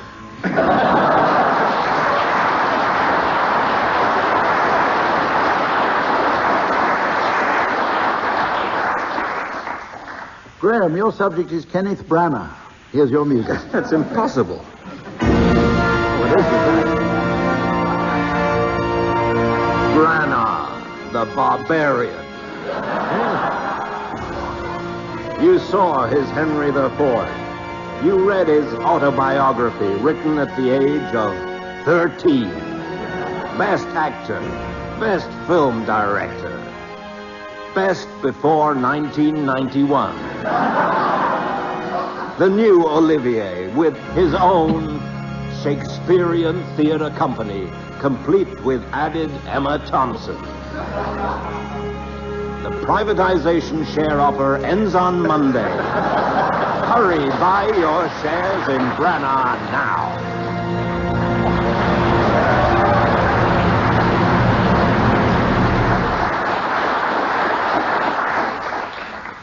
Right, now for a round of paranoia. This is a lovely game. Our listener loves this one.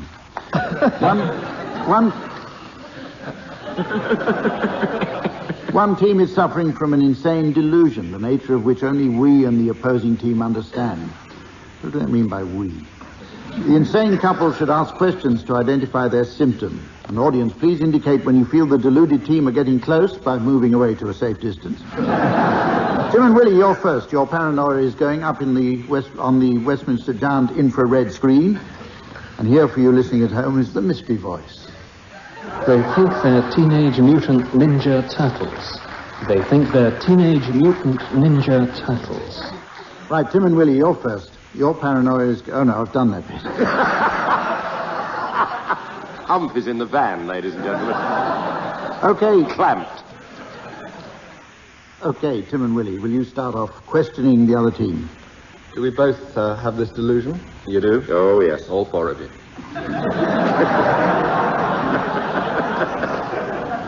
We're a group? We see double? We're a group? Yeah, a group. Yes. A group of 4. Indeed. They're onto it like a flash. Do they sing? I hope not. No. No, not really. Not known for it. The Rolling Stones? That would have been a good guess, yes. Would have been. 5 of Would have been. In a strange sort of way, that's wrong. We're not actually 4 people, are we? No. No. Are we people at all? Well, you're what we call hard cases.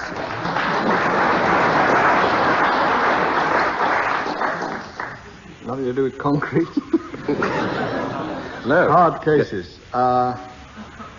We're luggage. No. Unsolved murders? Should be. Are we, fiction? Hard to draw the line sometimes, but yes. Awful thought that you might be fact is just too much to bear. And we're 4 things. We're an Australian soap opera. Time will tell. Not Australian, but you do come from down under.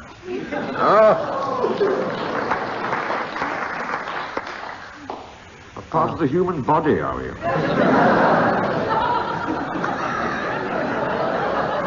Are we animals? Kierkegaard's 4 legs. Animals in some way. We're not turtles, by any chance. Yes. Tim's got it in a half shell. We're Teenage Mutant... Ninja. I refuse to say the that. Film. Yes. Ninja Turtles. Ninja Turtles. Not heroes. Ninja Teenage. Colossal round of applause. Naturally. Unfortunately, they only had 30 seconds in which to answer, and they took a minute and a half, so they don't... Cowabunga! Right, Graeme and Barry, your paranoia is coming up now on the infrared screen. And here for you at home, the mystery voice. They think they're on Call Nick Ross.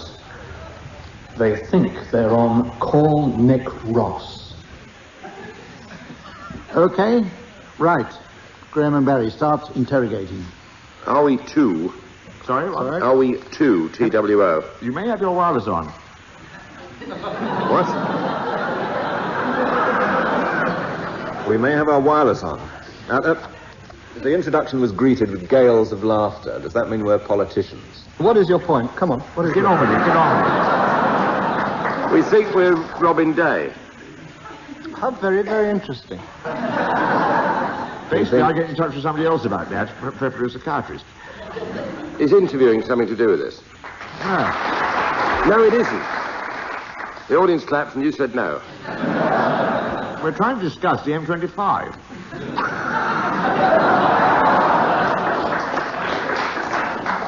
Are we talking to a phone-in program? Oh, excellent. I think your wireless is on. I didn't hear it. Oh, is it Brian Hayes? No, I'd like not to bring Brian, Willie no. in here, if that's all you've got to say. Willie. Thank you, Nick. Oh, we're at sea now. We can't... Are we phoning Nick Ross? Yes.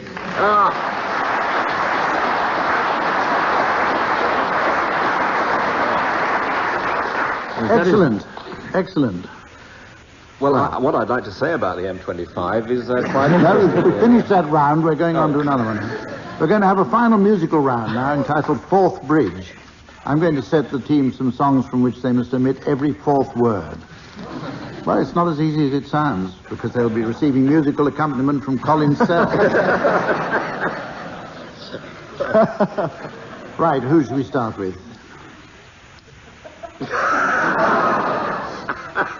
Them. Decisive isn't the word. Let's start with you, Tim and Willie. What would you like us to sing, Hump? Well, if they put it on my card, I would be able to tell you.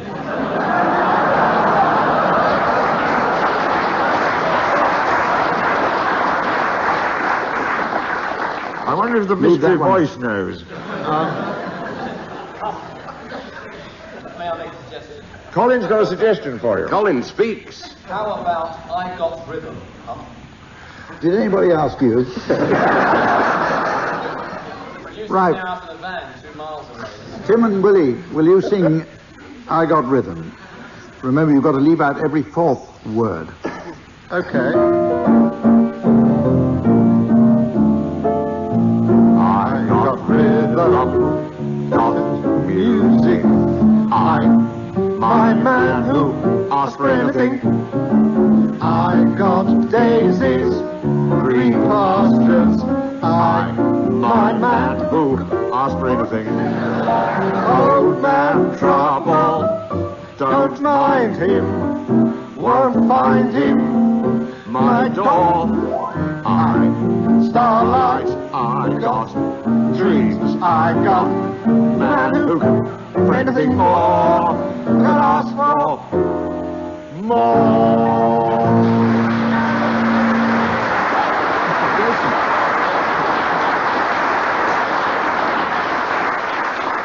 That was the rhythm method. You know it makes sense. A couple of minor errors I detected in there, so that rules you out anyway for this round. That was the piano, though. Now, Colin Sell, have you any ideas as to what I should ask Graeme and Harriet to sing? How about leaning on a lamppost, Hump? Or indeed singing it?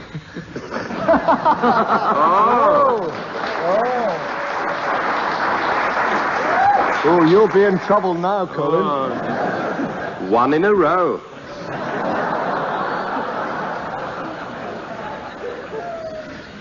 Just for that, I'll turn that suggestion down. And so we go on to... Oh, well, no, I suppose. Better let them have a turn. Yes, all right. Leaning on a lamppost. Graeme and Barry. I'm leaning on lamppost at corner of the... In case a little lady comes. Oh, me. Oh, I hope that lady comes by. Don't know if get away, she always get away. Anyway, I know she'll try. Oh, oh my. Hope little lady comes. There's no other. I would wait. This will break any date. I won't have asked what she's for. She'd never me flat. She's a girl like. She's absolutely wonderful, marvelous and beautiful. Anyone can understand. I'm leaning on lamppost at corner of the. In case a little lady comes.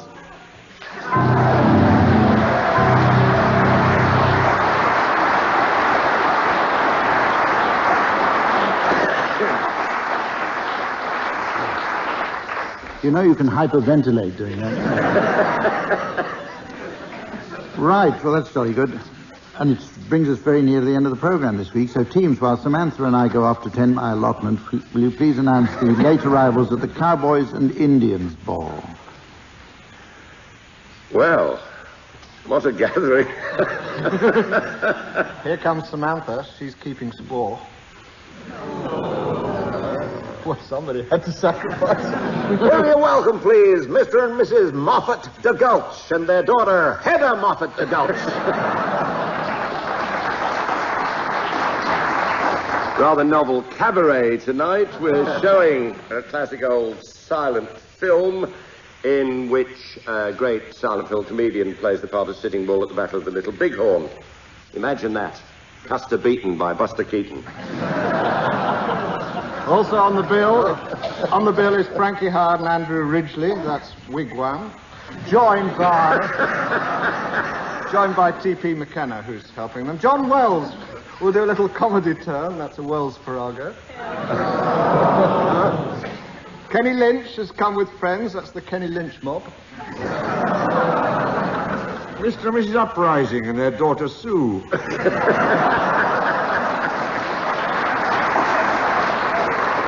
Better known perhaps to you as Custer's Last Stand. She's not Apache on Ronnie Corbett, better known as Minnie Ha Ha. Oh, there's the Scottish Red Indian, Hawkeye the New.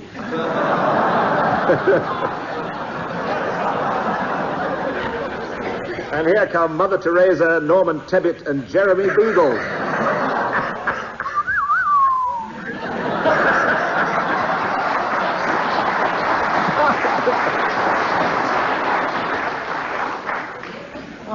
We're not getting the parties in this time, are we? Mr. and Mrs. My Heart at Wounded Knee and their son Barry. We're not getting the parties in, I reiterate. Because there's a sign outside saying no coaches. No. They're misbehaving themselves outside, jumping in and out of coaches. I suppose it's just a stage they're going through.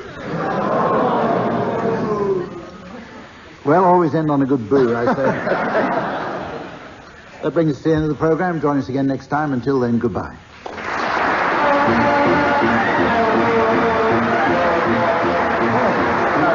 Graeme Garden, Willie Rushton and Brooke-Taylor will be given Silly Things to Do by Humphrey Lyttleton, with Colin setting some of them to music. The programme was produced by Jon Magnusson.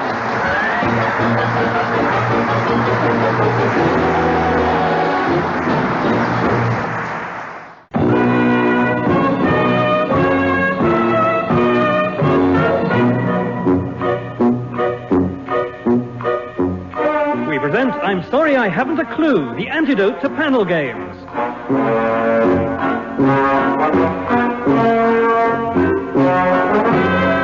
At the piano is Colin Sell, and your chairman is Humphrey Lyttleton.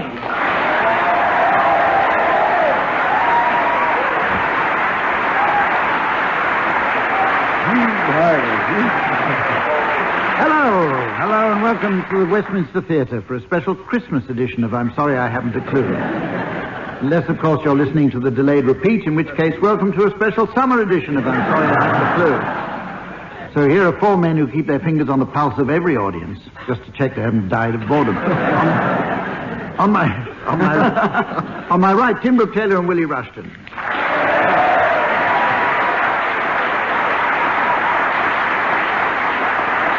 On my left, Graeme Garden and Barry Cryer.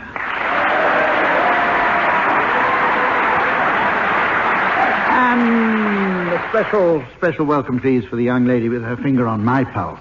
She keeps the score, the lovely Samantha.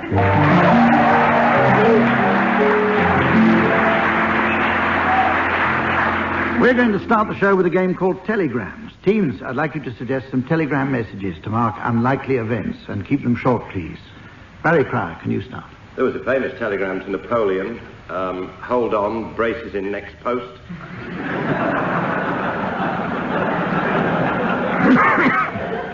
Contemporaneous, there was one from Hardy to Nelson. Okay, but no tongues. This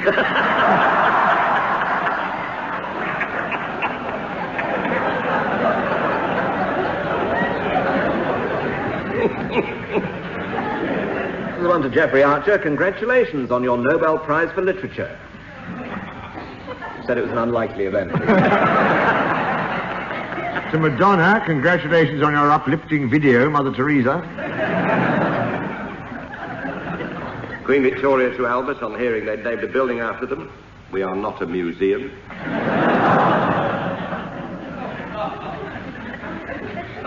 One to Salman Rushdie. Good news, you've won the longest running ever Gotcha Oscar. So Noel Edmond. To the prospective Conservative candidate for Cheltenham, I would like to disassociate myself totally from recent behaviour in Cheltenham. There is no place for that sort of thing in my party, Terra Blanche.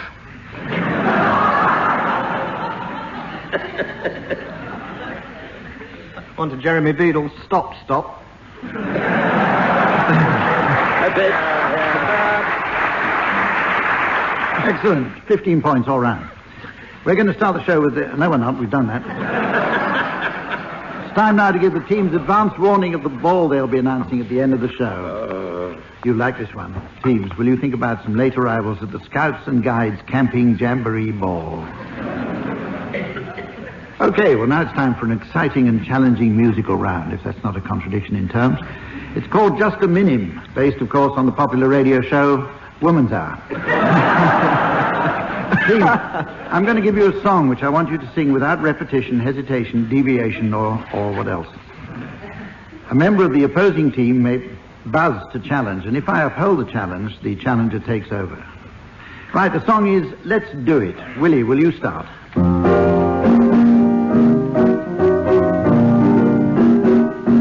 And that's why chinks do it. Japs perform at it. Up in Lapland, little laps. Laps is disgusting in their behaviour. Challenge. Lap. 2 laps. What was Lapland? They did overlap, though. Yes. Deviation. Right, yes, Graeme, you can continue that. Oh, really? In Spain, the best upper sets get their leg over. Lithuanians and let's not laps also have a go. I suggest we copy their example. Why don't we? I think the chairman should intervene now to say that I did detect a very slight hesitation there. Well... So I think we'll hand this one on to Willie Rushton. Carry on, Willie. The Dutch in old Amsterdam. It's... Not to mention the fins. Yes. Told you not to mention the... Challenge Willie, a case of self-a-buzz.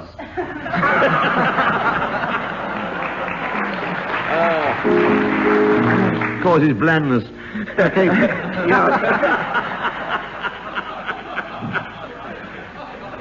I'll accept that. Barry, carry on. Folks in Siam get a bit. Think of indigenous twins relevant to the aforementioned Challenge. Siam, which I haven't repeated. What? Deviation. Thinking of indigenous twins. Yes, you're right. I thought so. Right, carry on, Tim. Some Argentines without means perform strange things. People say in Boston even beans grow sprouts. These things. Let's... Challenge from Barry. I didn't understand that at all. You're not meant to understand it. Oh. Graeme Garden, carry on. Thank you, Tim. You sir. Is he running this program, Well, or what? I mean, are you in the chair, or... Get on with it. Okay. Let's do it. Let's fall in love.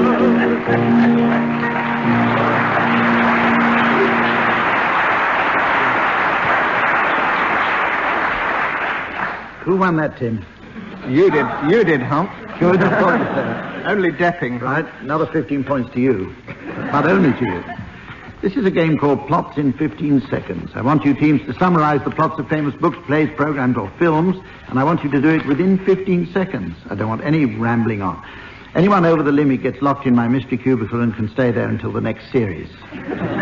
Right, Tim, will you start? Not again. All right. You're starting again.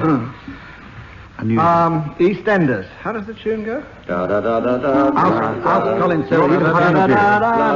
Just get there. Thank you. God blimey, well, I never ate. I'm having a baby. I'm the father. I'm the father. I'm the father. I'm the priest. So you're the father. Is it Den, Dan, or Don? Den, Dan, Don, Frere Jacques, Frere Jacques. Nurse the screams to the end. Yes. Thank you. Yes, that was all right. Thank you very much. Graham. Twin Peaks in 15 seconds. Who killed Laura Palmer? 12, 10, 9, 8, 7, 6, 5, 4, 3, 2, I don't know.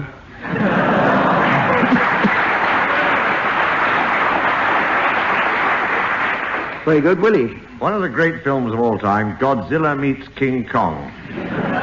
Hello, King Kong.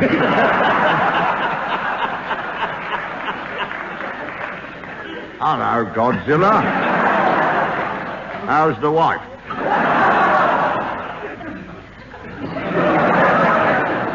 Goodbye, King Kong. Goodbye, Godzilla. Yeah, okay, with all the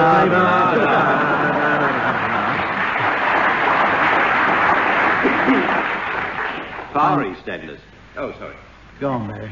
Mine's over budgeted. I think it's the third man, that great film. Deedle-deedle-dee-dee. My name's Holly Martin. Is it dear? I'll hang you over the door at Christmas. Deedle-deedle-dee-dee. Oh, listen, don't take a boat. Oh, sorry, Trevor Howard. The man we're looking for is called Harry Lime. Diddle-diddle-dee-dee-dee. 300 years of democracy in Switzerland and what they produce. The penknife. Diddle-diddle-dee. It's all right. The cuckoo clock. I was Harry's woman. I met him when he was doing the Lager and Lime commercial. Diddle-diddle-dee. Harry, where are you? I'm down here in the sewer. Don't come near me. Are you kidding? Diddle-diddle-dee-dee. My God, she's walking right past me. I should never have followed Harry into the sewer. Diddle-diddle-dee-dee. Probably the best saga in the world. The end.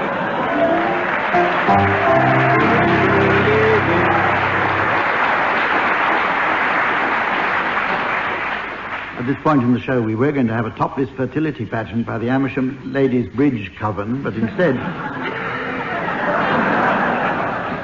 we're going to play a game of word for word. I'm going to invite one team to talk incoherently to each other, which won't be for the first time. And if the other team spots a connection between the words, they should buzz. But on their own buzzers, please, not mine. After which they take up the game. Graeme and Barry, will you start? Which? Have you started? Yeah, which? Yes, which? They both said which. Yeah, I'll allow that. Take it up. Nugget. Jeroboam. EQ. Statue. Hard. Thank you. Challenge. Only on the grounds of decency. I don't think we want to hear all this stuff. No, I don't accept that. Oh. Challenge. Right. We didn't either, actually. Oh, right. False, right. Go on, Willie. Willie. Prognosis. Mornington. Skin. Gopher. Umbrella. Challenge from Graeme. Nodding off. Close, Hump. Yes. Well, we also saw Hump's gopher skin umbrella when he came in. Train of thought. Yes. I thought you hadn't noticed. Yes, I'll accept that. We admired it. Will you take it up, Graeme? This is Graeme, isn't it? Yeah. Yeah. Horse. Duplex. The new refined model. Comes in twos.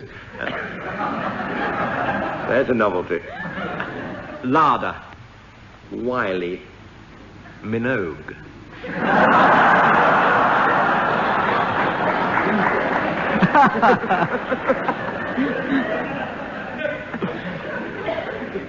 Jason. How? Where? You're playing something else now, are you? Well, whatever it is, they've won. Thank you. Yes, go on. They got it. They got it. Okay, let's have another musical round, it says here, and I'm afraid you're not playing in this one, Colin Sell. Didn't notice you playing in the last one. Too busy reading all those gags out. Samantha and I are going to play some records on my gramophone, and we want you teams to sing along. The music will disappear for a few moments, and if on its return you're within 3 semi-quavers of the original, I'll award points and possibly prizes too. Ooh.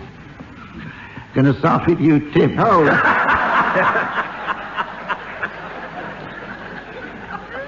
It ensures there's no anticlimax. Tim, you're going to sing with I'm in Love with a Wonderful Guy. Oh, Dick. I'm as corny as Kansas in August, high as a flag on the 4th of July. If you'll excuse an expression I use, I'm in love, I'm in love, I'm in love, I'm in love, I'm in love, I'm in love, I'm in love, I'm in love, I'm in love, I'm in love, I'm in love, I'm in love, I'm in love with a wonderful guy.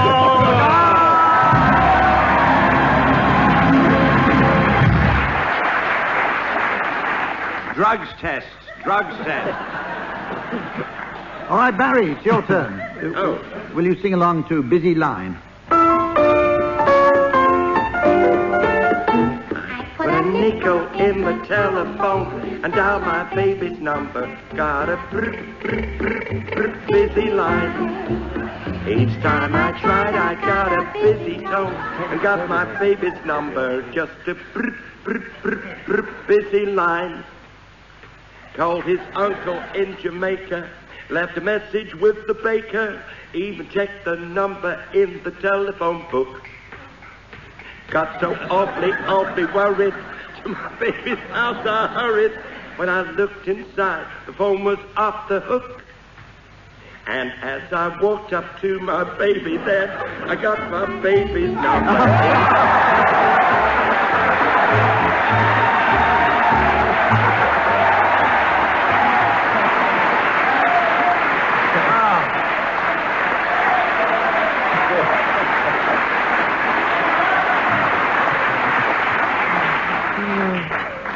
Not bad. Willie, your turn. Will you sing along to Oklahoma?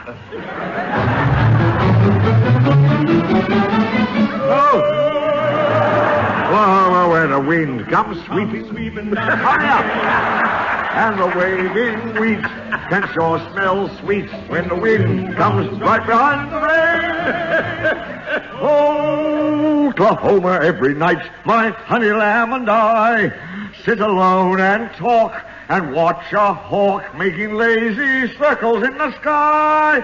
We know we belong to the land, Lapland, and the land we belong to is grand.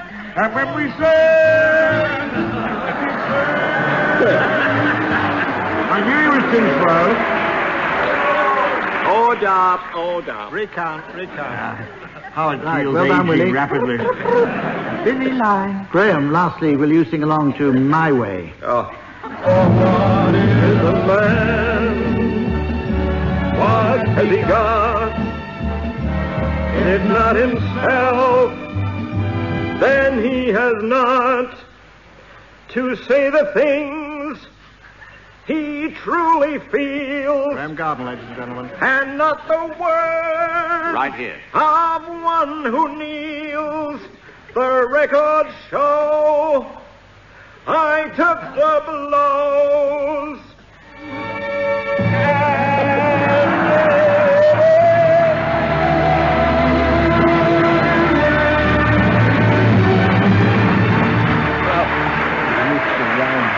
Almost did it his way. Okay, I Samantha's didn't even know awarded, Vera Lynn had recorded that. Samantha's awarded maximum points to Willie Rushton. I was 3 bars ahead. I won. While the record was playing. Now, teams, we're going to play the game called Mornington Crescent.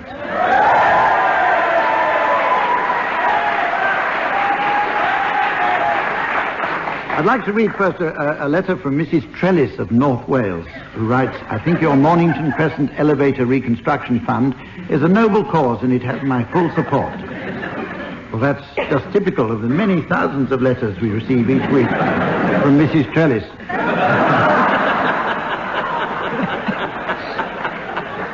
Right, teams, now listen. I'm going to revoke my ruling that faulty elevators are wild, so please stick to street-level rules. Okay, and Graeme Garden, try not to stray too far afield this week. Will you start, Graeme? Street level. Yes, I will. Just Otherwise, things are as usual, eh? Yes, indeed. Except street level. Street-level Apart rules. from that, then. Yes. So can we have a bit of Do I have to go through these rules over and over and over again? We've been playing this through 17 series or something. I think Tim's got it straight now. I very much doubt it, but will you start, Graeme? Finsmere Park. Whoa. Can we have a ruling on that, please? Like, is it fictitious? On Finsmere Park? No. Finsmere Park. Yes, just round the corner from me. Depends where you are at the time, then.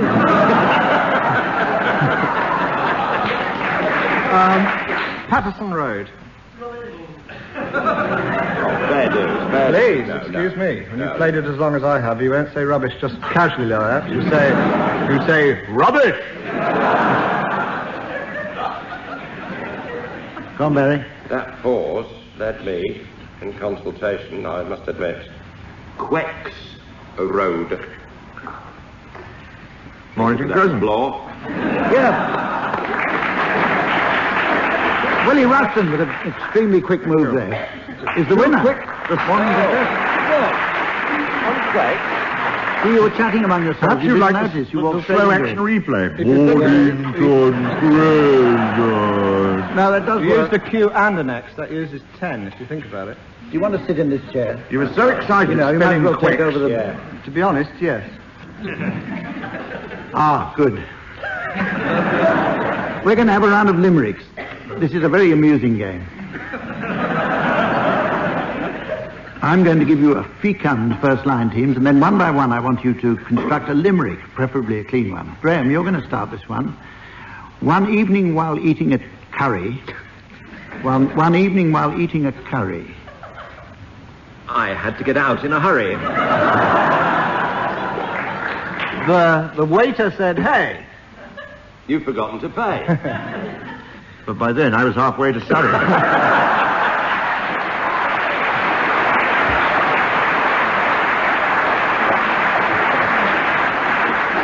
That's the most fecund thing I've heard for a very long time. It is. Yeah, It isn't is. it? Yeah. Every fecund counts. Better the fecund time around. Tim, here's your line. One evening while eating Chinese... One evening while eating Chinese, I spilt sweet and sour on my knees. My trousers exploded.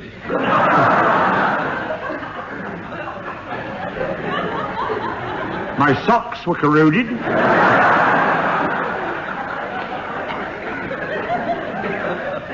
I went home in a pair of lychees.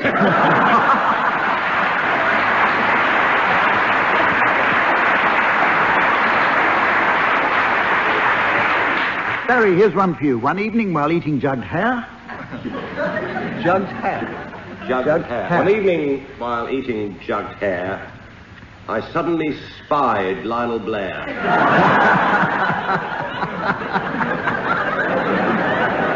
I have that effect with cheese. He stood on one leg. And ate a boiled egg. Which showed quite exceptional flair.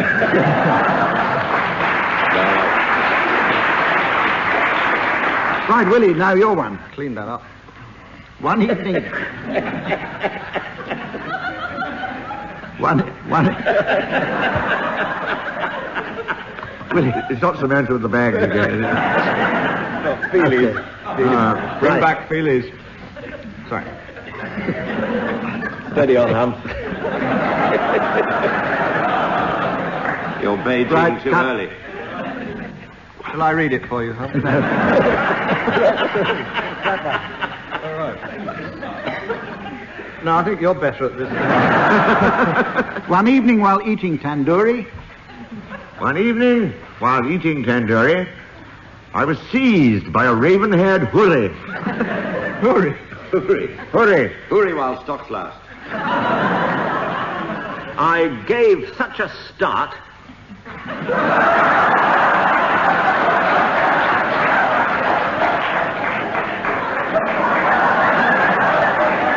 My zip burst apart. At least that's my defence to the jury.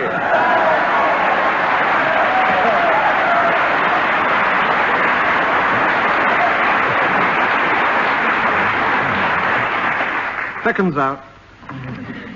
They were quite funny. Second out. It's time for our final musical round of the series, entitled One Song to the Tune of Another. Teams, I want you to fit the words of one song to the melody of a different song. That's why it's called Tunes. You'll be accompanied, as ever, by the Colin Big Noise. By the way, Evening while eating tandoori. I've just had a... Oh, God, there we go. The Harry Lime thing. Teams, I've just had a message from the Now, team, please. Sorry. I've had a message from the producer who's in the outside broadcast stand. He wants you to make this a quick one because he's running out of 10p's for the meter. Tim and Willie, will you sing the words of Jingle Bells to the tune of Baby Love? Try. Jingle bells, jingle all the way. On what fun it is to ride on one open sleigh. Dashing through the snow in a one-horse open sleigh. On the fields we go, laughing all the way. Bells on bobtails ring, make the spirit bright. Oh, what fun it is to ride and sing a sleighing song tonight. Jingle bells tonight, jingle bells, oh, jingle all the way. Jingle, jingle, what fun it is to ride.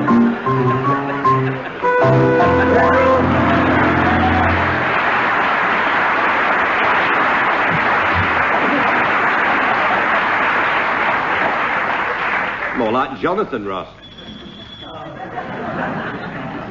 Well done, Rudolph. Barry and Graeme, will you sing the words of Have Yourself a Merry Little Christmas to the tune of Jealousy?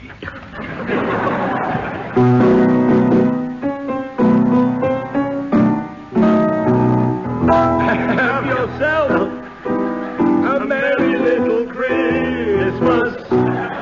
Let your heart be light. Next year our troubles will be out of sight. Have yourself a merry little Christmas. Make the Yuletide gay. Next year all troubles will be miles away. Once again, as in olden days, happy golden days of yore. Friends with dear trust will be near to us once more. Someday soon, we'll all be together. If the fates allow, until then, again, we'll have to muddle through somehow. So have yourself a merry little Christmas now. Run out of words. No more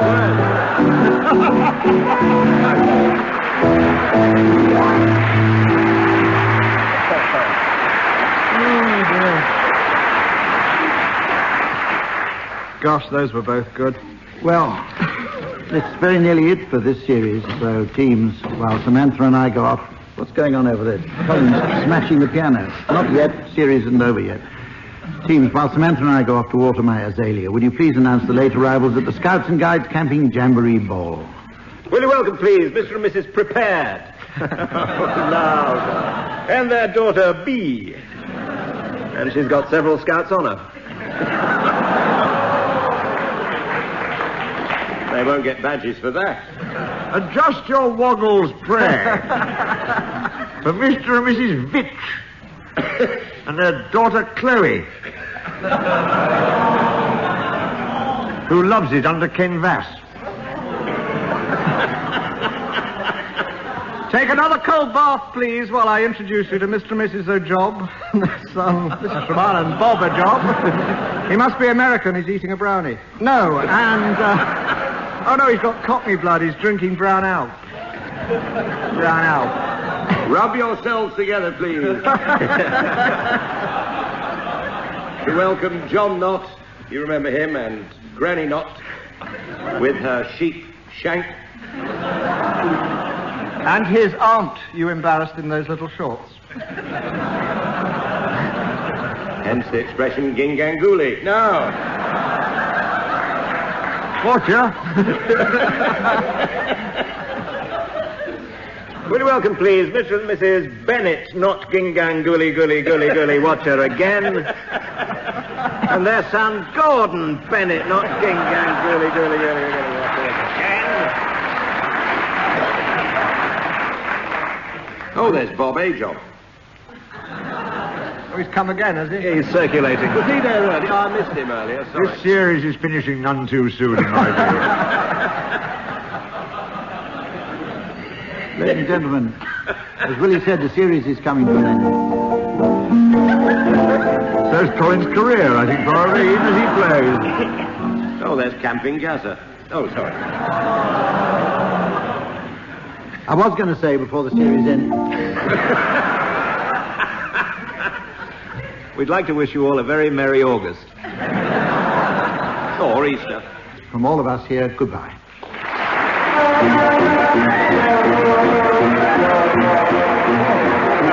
Graeme, Willie Rushton and Brooke-Taylor will be given Silly Things to Do by Humphrey Lyttleton, with Colin setting some of them to music. The program was produced by Jon Magnuson.